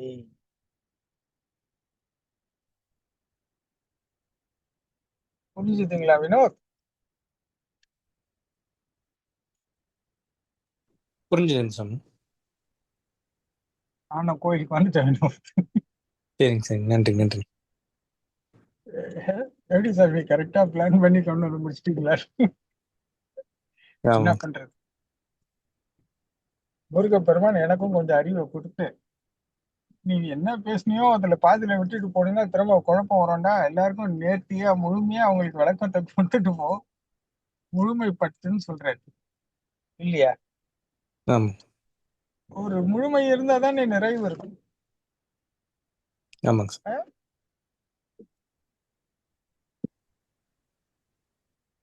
இல்லைன்னா கொஞ்சம் அடுத்து என்ன சொல்லுவார் சாமின்னு எதிர்பார்ப்போடு நீங்களும் கொஞ்சம் ஏதோ ஒரு சின்ன சின்ன பரபரப்போடு இருந்திருக்கணும்.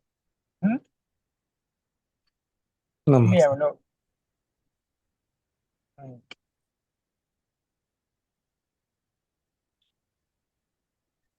அப்புறம் எப்படி இருந்தது வினோத்? சிறப்பாக இருந்தது சாமி. வேலின் ம். வேலின் அருமை புரிந்தது சாமி. அதுக்கான எல்லாரும் என்ன நினைச்சுக்கிறாங்க? ம்?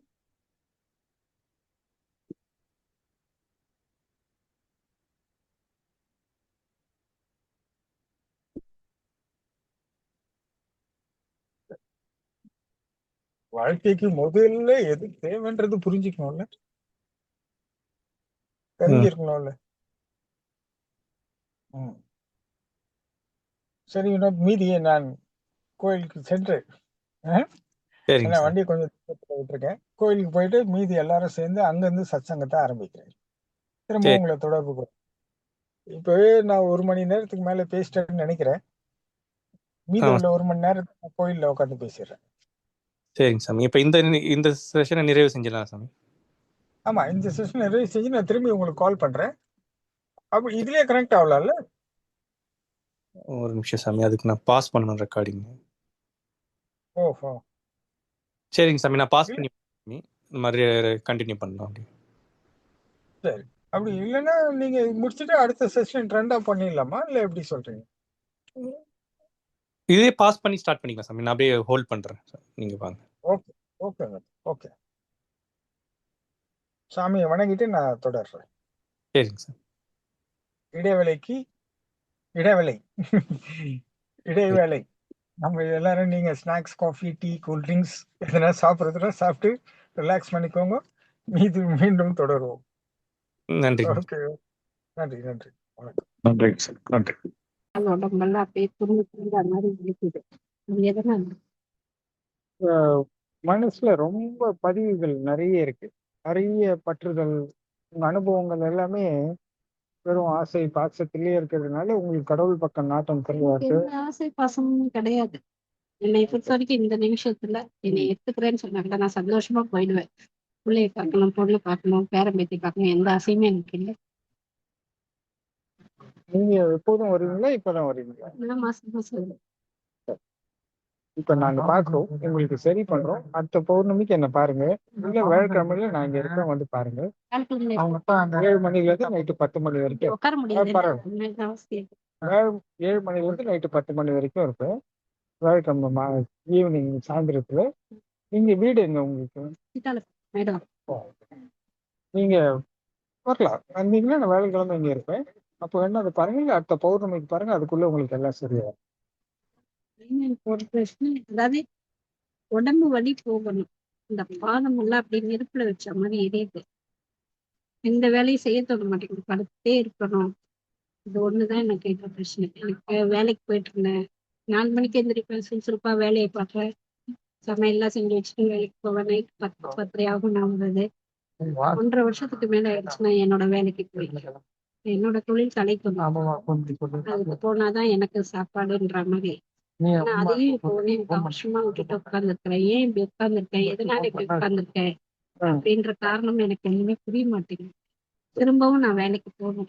என் கையில 10 ரூபாய் இருக்கணும். நிச்சயம் சாமியார்னால எல்லாம் நல்லபடியா நடக்கும். நீங்க வாங்க, முடிஞ்ச வியாழக்கிழமை வாங்க, அப்படி இல்லை அடுத்த பௌர்ணமிக்கு என்ன பாருங்க. இந்த பிரச்சனை எல்லாம் தீர்ந்து நல்லா இருக்குது, பாத்துக்கிறேன். உங்களோட அருள். அதாவது ஜெகதீஷ், இப்போ முருக பக்தினால உங்களுக்கு எப்படி தீரும்னு கேக்குறீங்கன்னா, இப்ப நீங்க முருகனை நினைச்சிட்டு இருக்கும் போது, முருகனை நினைச்சு தியானம் பண்ணும் போதோ, உங்களுக்கு இந்த பழைய அனுபவங்கள் எழும்போது நீங்க என்ன பண்ணுவீங்க? இப்போ உங்களோட செயல், வஞ்சகங்கள், இந்த மாதிரி உள்ள இருந்து மனதால செய்யக்கூடிய அனைத்து அதர்ம விஷயங்களும் வச்சுப்போம். முருகனை நினைச்சிட்டு இருக்கும் போது அது செயலாகுமா, தடைபடுமா? செயலாகாது. ஏனால் அது ஒரு ஆற்றல், அறிவு. அது எப்படி ஆமா, அது எப்படி நம்மளை இந்த பாவத்தை இயக்க செய்யுமா? அது புனிதம்ல.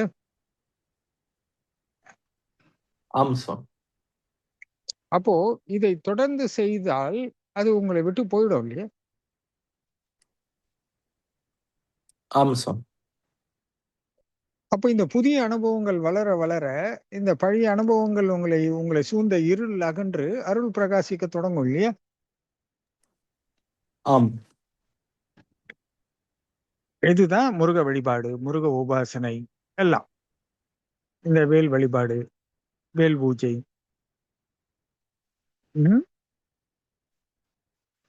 அதை நீங்க வணங்கி இந்த பயனை அடையணுன்றதுதான் முருகப்பெருமானினோட விருப்பம். அதனால்தான் இந்த தைப்பூச திருநாள்ல எல்லாரும் என்னை வழிபட்டு இந்த நலனை பெறுங்கன்னு சொல்றது.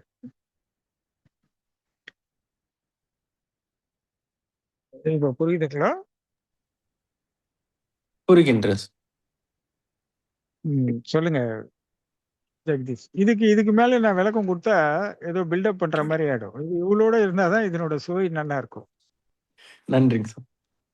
ஆமா, இதுக்கு நிறைய நான் விளக்கம் முடிய கொடுத்துட்டே போயிருந்தேன்னா அது நல்லா இருக்காது. இது இதோட நிப்பாட்டினாதான் நல்லா இருக்கும். அடுத்த கேள்விக்கு போங்க. அதை வச்சு ஓட்டிட்டு நான் மீலன்ஸ் 1 மணி நேரத்தை. சுவாமி, ம் நாம் அனைவரும் மூளையிலிருந்து சிந்திக்கின்றோம் சுவாமி. ம் மூலாதாரத்திலிருந்து ஒரு சிந்தனை ம் எழுவது எப்படி சுவாமி? அதாவது சிந்தனை இதையெல்லாம் ஆகும். கடந்து உங்க கவனம் போகும், வளரணும். இப்ப இந்த மூளையில இருந்து உங்களை இயக்கப்படுகின்றது. எது எல்லாம் இயக்குது? காலம் இயக்குது, சொந்த பந்தம் இயக்குது, ஆசாபாசம் இயக்குது, சுற்றுப்புற சூழல், பழக்க வழக்கம். இதுல எதுல நான் இருக்கேன், நான் என்னத்துக்கு இதை செய்யறேன்லாம் தெரியாது. ஆனா ஏதோ ஒண்ணு நீங்க ஏங்கிக்கிட்டே இருப்பீங்க இல்லையா? இதுதான் அகத்தே புறத்தே நடக்கிற தொடர்புகள், கம்யூனிகேஷன். இப்ப இப்ப உங்களை நீங்களே எடுத்துங்க.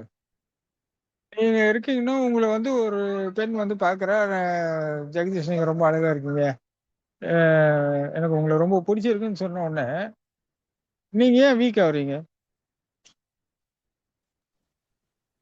ஏதோ ஒரு விஷயம் உங்களுக்குள்ள இருந்து, ஏதோ ஒரு விஷயம் உங்களுக்குள்ள போய் அதன் மூளை கமாண்ட் பண்ணி அதை நீங்க தவிர்க்கவோ எதிர்க்கவோ முடியாம ஒரு பலவீனத்தினால அதை மயங்கி நீங்க நிராகரிக்கவும் முடியல, தவிர்க்கவும் இல்லை, எதிர்க்கவும் முடியல. ஆனால் மயங்குவது இயல்பாக இருக்கு. சரியா? ஆம் சுவாமி. இதே நீங்க என்ன பண்றீங்க? உங்க உணர்வுகளை கவனித்து அறிவை வளர்த்திருந்தால் ரொம்ப நன்றிங்க. நீங்க சொன்னதை நான் ஒரு காம்ப்ளிமெண்டா எடுத்துக்கிறேன். தேங்க்யூ அப்படின்னு சொல்லிட்டு நான் இன்னும் எல்லாருக்கும் பிடிக்கிற மாதிரி என்னை நான் பக்குவப்படுத்திக்கிறேன். உங்களுக்கு பிடிச்ச மாதிரி என்னை பார்க்குறவங்க அனைவருக்கும் பிடிக்கணுன்ற மாதிரி நான் என் தகுதியை வளர்த்துக்கிறேன்னு அறிவுபூர்வமான பதிலை சொல்லுவீங்க. ஆனா இந்த பதிலை யார் சொல்லுவா? யாராலும் சொல்ல முடியாது. அது ஆணா இருந்தாலும் சரி, பெண்ணா இருந்தாலும் சரி. அதை தாண்டி போகும்போது வேற பிரச்சனைகள் எல்லாம் வரும்னு வச்சுக்கோங்க. ஒரு அடிப்படை விஷயம் மேல்நோட்டமாக. ஆம் சுவாமி. அப்போ நாம என்ன பண்றோம்? நம் இதையெல்லாம் கடந்து இந்த உடல் முழுக்க போய் மூலாதாரத்துல நம்ம ஒடுங்கி நிக்கிறோம்னா ஆன்மாவில் ஒடுங்கி இருக்கும். இப்ப ஆன்மாவிலிருந்து செயல்படும் போது இது வெறும் ஒரு நற்மதிப்பை பெற்றதாக ஆகுமே தவிர அவளை ஈர்த்ததாகவோ கவர்ந்ததாகவோ ஆகாது.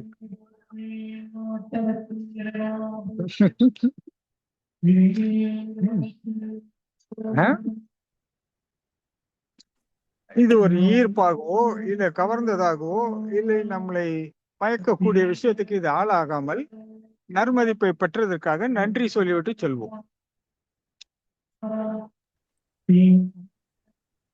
இல்லையா? ஆம் சுவாமி. இந்த பக்குவத்தை யார் கொடுப்பா? அறிவு தான் கொடுக்கணும்.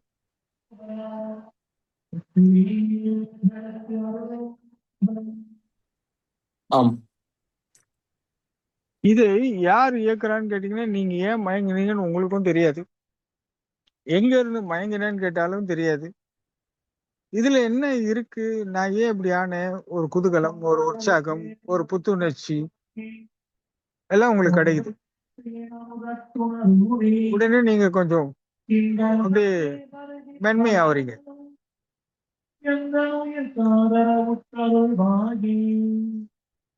ஆனால் இந்த மென்மை உங்களை பலவீனப்படுத்துகிறது என்று உங்களால் ஒப்புக்கொள்ள முடியுமா?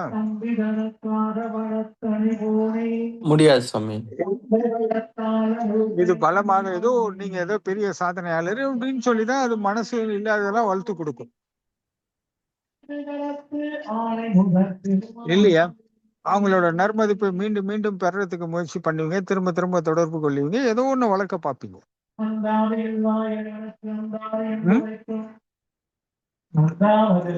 ஏன்னா சுவாமி. எல்லாரும் இது நம்ம உற்சாகப்படுத்துதுன்னு நினைக்கிறாங்க.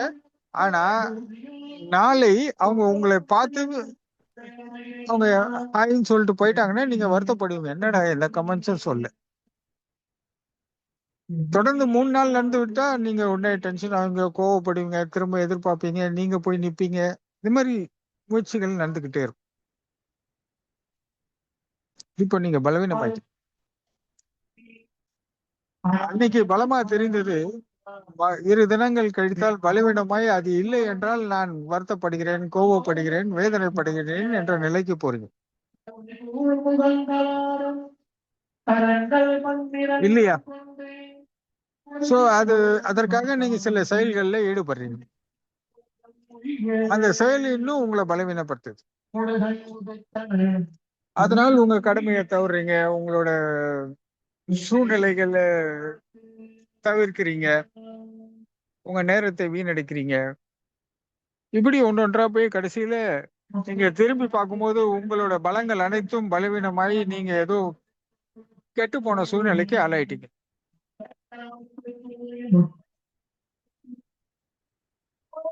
இப்ப முருகப்பெருமான் கிட்ட நீங்க ஏறுங்க, என்ன முருகா நான் என்ன பண்ணேன், நாங்க சிவனனிதே இன்னைக்கு இந்த இது போயிடுச்சு, அது போயிடுச்சு, அப்படி போயிடுச்சு, இப்படி போயிடுச்சு, ஃப்ரெண்ட்ஸ் போயிட்டாங்க, அம்மா அப்பா கிட்ட கெட்ட பேரு, நான் கடமை ஒழுங்கா செய்யல, நிறைய கஷ்டம் வந்துச்சு, பிரச்சனை வந்துச்சு.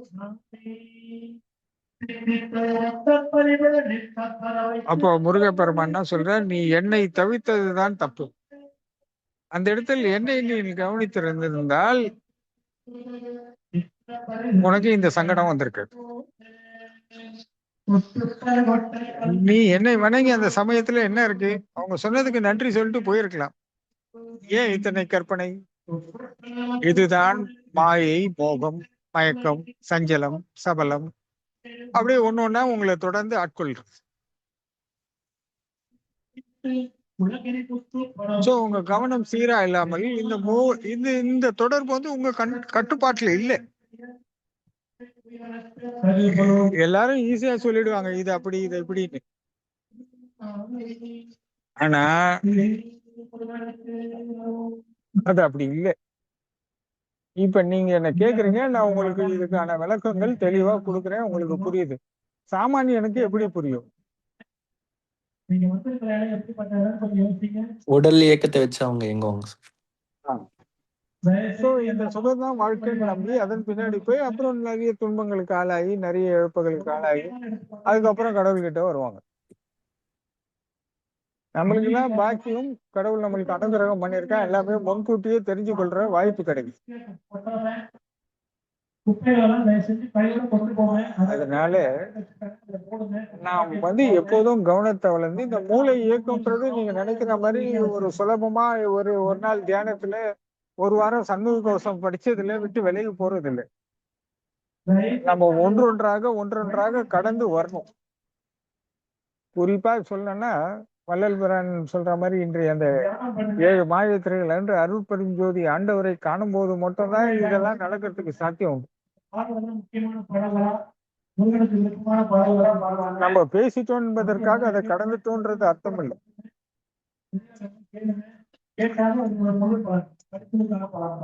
சில தினங்களுக்கு முன்னாடி எனக்குள்ள ஒரு சில விஷயங்கள் என்னை இடையூறு செஞ்சுக்கிட்டே இருக்கு. நான் எதிர்த்து எனக்கு தலை மூளை எல்லாம் பயங்கர வலி. ஏன்னா அப்போ கொஞ்ச நேரம் அமைதிப்படுத்தி சமாதானப்படுத்தி ஐயம் பாபாஜி கிட்ட போய் இணைஞ்சு இது என்ன இது அப்படின்னு சொல்லி நம்ம கேட்டிருக்கும் போது அவர் சொல்றாரு, நீ எல்லாத்தையும் வென்றுட்டேன்னு நம்புறதுனால உனக்கு இந்த வலி.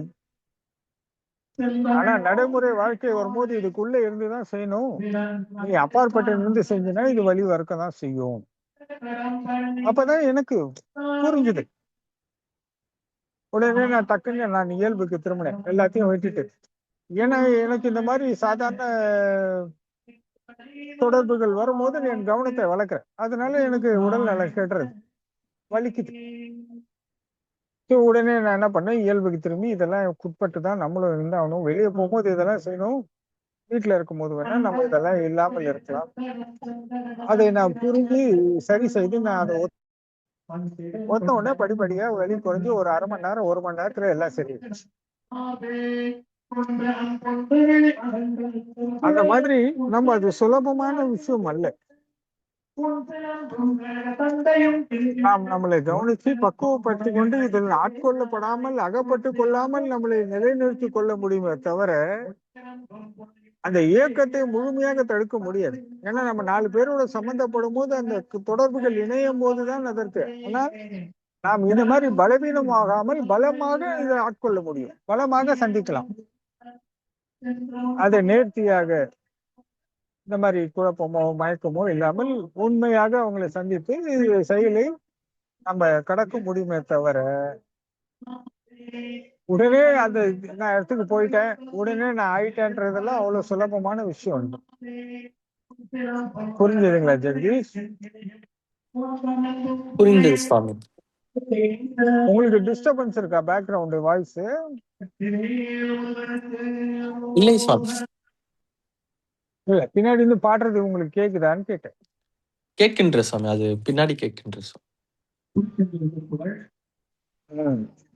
சொல்லுங்க ஜெகதீஷ்.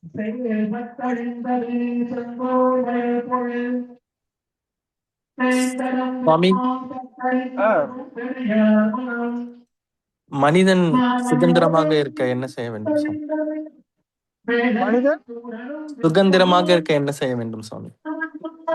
மனிதன் சுதந்திரமாக இருக்க என்ன செய்ய வேண்டும்? முதல்ல தன்னை கட்டுப்படுத்திக் கொள்ள கற்றுக்கொள்ள வேண்டும். தன்னை கட்டுப்படுத்திக் கொள்ள கத்துக்கணும்.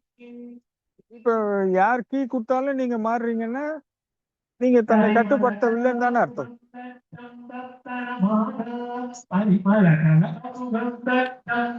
உங்க நண்பன் வர்றாரு, வாடா நம்ம பர்கர் சாப்பிட போலாம்.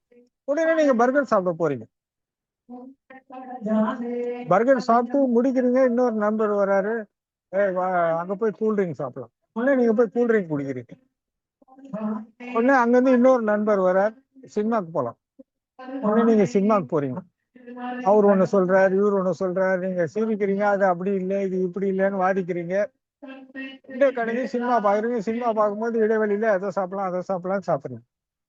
அப்புறம் அங்க இருந்து நீங்க கிளம்பும் போது உங்க அம்மா உங்களுக்கு போன் பண்றாங்க, இல்லையே வரும்போது இது வாங்கிட்டு வா. எல்லாம் வாங்கிட்டீங்க. நீங்க திரும்ப வீட்டுக்கு வருங்க. வீட்டுக்கு வந்தோடனே நீங்க எதுவும் சாப்பிட வேணான்றது உங்களோட விருப்பம். ஏன்னா நீங்க நிறைய சாப்பிட்டுருக்கீங்க. அம்மா சொல்றாங்க, எனக்கு எதுவும் வேணாம்மா, நான் வெளியே போன சாப்பிட்டேன். அதெல்லாம் முடியாது, நான் உனக்காக செஞ்சிருக்க, சாப்பிட்டு படுற ஒழுங்கா, உனக்காக வீணாகுது. நீங்க உடனே சாப்பிடுறீங்க. சாப்பிட்டு உடனே சௌகரியமா அப்படி இப்படி அலையிறீங்க, ஏதோ பண்றீங்க, அப்புறம் மொபைல் பாக்குறீங்க, இதெல்லாம் பண்ணிட்டு எப்படி தூக்கம் வரும்போது தூங்கிடுங்க. இதுல நீங்க யாரு? தெரியவில்லை சுவாமி. நீங்க இதுல நீங்க யார்? தெரியவில்லை சுவாமி, இழந்து விட்டேன் சுவாமி. தன்னுடைய பாத்தீங்கன்னா இதுல ஒன்று கூட நீங்க கிடையாது. யாரோ விருப்பத்துக்கு இயக்கப்பட்டது. இப்ப பர்கர் சாப்பிடும் போது நீ ஏன் வேணாம்னு சொல்ல முடியல? நான் வரேன்டா, உனக்கு வேணா கம்பெனி தரேன், எனக்கு சாப்பிட இல்லை. நான் அடுத்தடுத்து ஒருத்தர் வரும்போது ஏன் மாறிக்கிட்டே போறீங்க?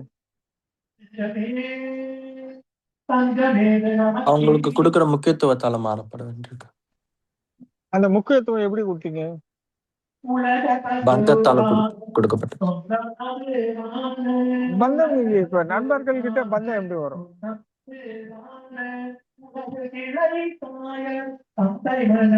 ஒரு உறவு. எல்லார்கிட்டையும் கட்டுப்படுத்தி பேசுகின்ற ஒரு விஷயம் இங்க இல்ல நண்பர்கிட்ட. நீங்க மத்த யாருக்கிட்ட பார்த்தாலும் உங்க ஒரு கட்டுப்பாட்டுக்குள்ள ஒரு கோட்பாட்டுக்குள்ள பேசணும். ஆனா நண்பர்கள் கிட்ட நீங்க என்ன வேணா பேசணும். உங்களோட பர்சனலோ ஏதோ ஒண்ணு பேசணும். சோ இந்த சௌகரியம் அவன் கூப்பிடும் போது போலன்னா உங்களுக்கு கிடைக்காது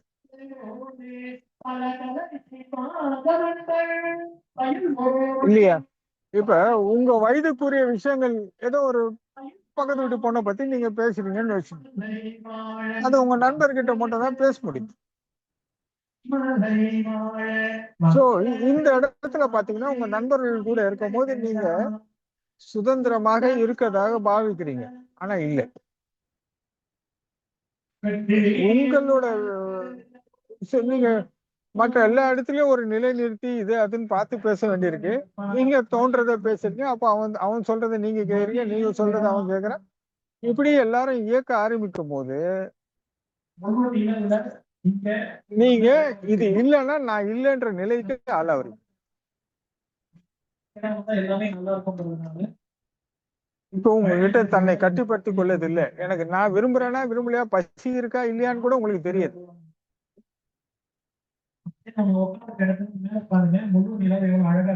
ஒரு சந்தோஷமோ ஏதோ ஒண்ணு.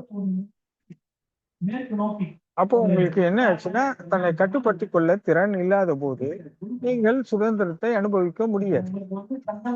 என் நண்பர் கூப்பிடுறாருன்னு வச்சுக்கோங்களேன், நான் சொல்றேன், நிறைய பேர் என்ன வருவாங்க டீ சாப்பிட கூட. நான் சொல்றேன், நான் இப்பதான் டீ சாப்பிட்டேன், எனக்கு வேண்டாம்ப்பா. சார் வாங்க சார், சும்மா இன்னொரு டீ குடிங்க. நான் சொல்றேன், இல்ல இல்ல எனக்கு வேண்டாம், நான் வேணா உங்க கூட வேணா வரேன், நீ வேணா குடி. இல்ல அப்ப நீங்க இருங்க, நாங்களே போய் குடிச்சிட்டு வரோம். போய் குடிச்சிட்டு வாங்க. நான் தெளிவா சொல்லுவேன். அவர் என்ன நினைப்பாருல நான் யோசிக்க மாட்டேன். இல்லைன்னா உட்காரு, நான் உனக்கு டீ வர வைக்கிறேன்னு சொல்லுவேன்.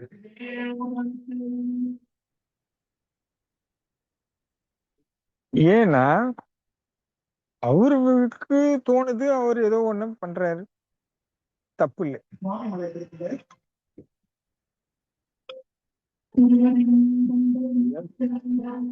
ஒரு நிமிஷம் செக் சொல்லுங்க. ஹலோ, பின்னாடி பின்னாடி இருக்கு வாங்க.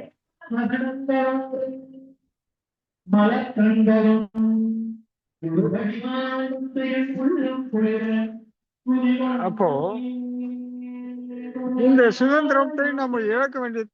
ஹலோ கேட்கின்ற சுவாமி, ஜெகதீஷ், கேட்கின்ற. இப்ப இந்த சுதந்திரமாக நம்ம செயல்படாத போது என்னன்னா இந்த எதிர்பார்ப்புகள், நம்மளை தன்னை கட்டுப்படுத்திக் கொள்ளாத முடியாத போது அவர் என்ன நினைப்பார், இவர் என்ன நினைப்பார், நம்ம இன்னைக்கு வேணாம்னு சொல்லிட்டா நாளை அவர் நம்மள வேணாம்னு சொல்லுவார். இந்த மாதிரி ஒரு ஆதாயத்தை நீங்க தேட போகும்போது கண்டிப்பாக நீங்க சுதந்திரமாக இருக்க இயலாது. தன்னை கட்டுப்படுத்தி தன் தேவையோ தன் எவ்வளவு விஷயங்கள் இருக்கு இல்லையா உலகத்துல. நம்ம தன்னை கட்டுப்படுத்திக் கொள்ளனா எல்லார்கிட்டயும் இந்த எதிர்பார்ப்புகள் இல்லாமல் அந்த நட்பை நட்பாக பார்ப்பது, அந்த நட்பை ஒரு அறிவுபூர்வமாக பேசுவது, வளர்ப்பது, இல்லை தன்னை மிகைப்படுத்தாமல் தன்னை தாழ்த்தி கொள்ளாமல் நேர்த்தியாக நின்று பேசுவது, இதெல்லாம் சுதந்திரத்தின் வெளிப்பாடுகள். நீங்க பாருங்க, அப்படியே பேசிக்கிட்டே இருப்பாங்க நண்பர்கள், ஒருத்தனை தாழ்த்துவார்கள், ஒருத்தனை உயர்த்துவார்கள். இல்லை தன்னைத்தானே அவன் தாழ்த்திக் கொள்வான், இல்லை தன்னைத்தானே அவன் உயர்த்தி கொள்வான்.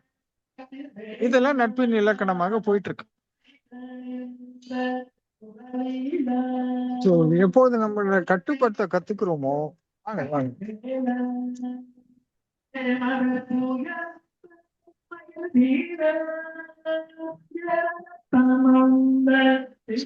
எப்போ நம்மளை கட்டுப்படுத்த கத்துக்கிறோமோ அப்போதான் சுதந்திரத்தை பத்தி நம்ம ஏதாவது தெரிஞ்சுக்க முடியும்.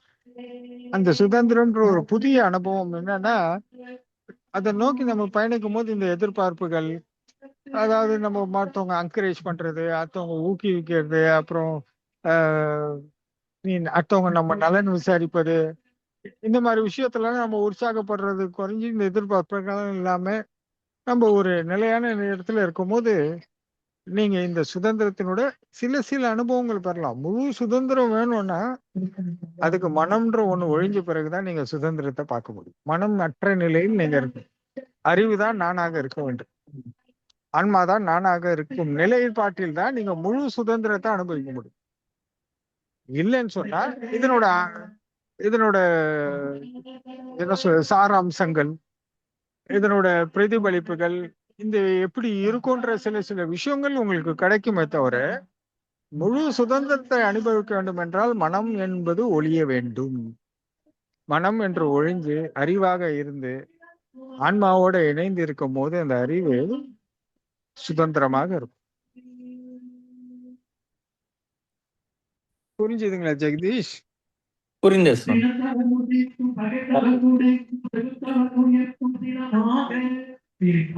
சொல்லுங்க. அவ்வளவுதான் சுவாமி கேள்வி. அவ்வளவுதான் கேள்வியா? சரி, நிறைவு செய்யலாமா? எங்கேயும் சத்தமா இருக்கு. நானும் அதான் அதிகமா சுவாமி நிறைவு செய்யலாம் சுவாமி, நிறைவு செய்யலாம். டைமும் ஆயிடுச்சு. வினோத், ஆமா வினோத், சுவாமி நிறைவு செய்யலாமா? நிறைவு செய்யலாங்க சாமி. நான் எங்கேயும் சத்தமா இருக்கா? நானும் சத்தமா பேச வேண்டியதா இருக்கு. சரிங்க சார், நிறைவு செய்யலாங்க சார். ஓகே. அன்பர்கள் அனைவருக்கும் வணக்கம், நன்றி, வாழ்த்துக்கள். நன்றி.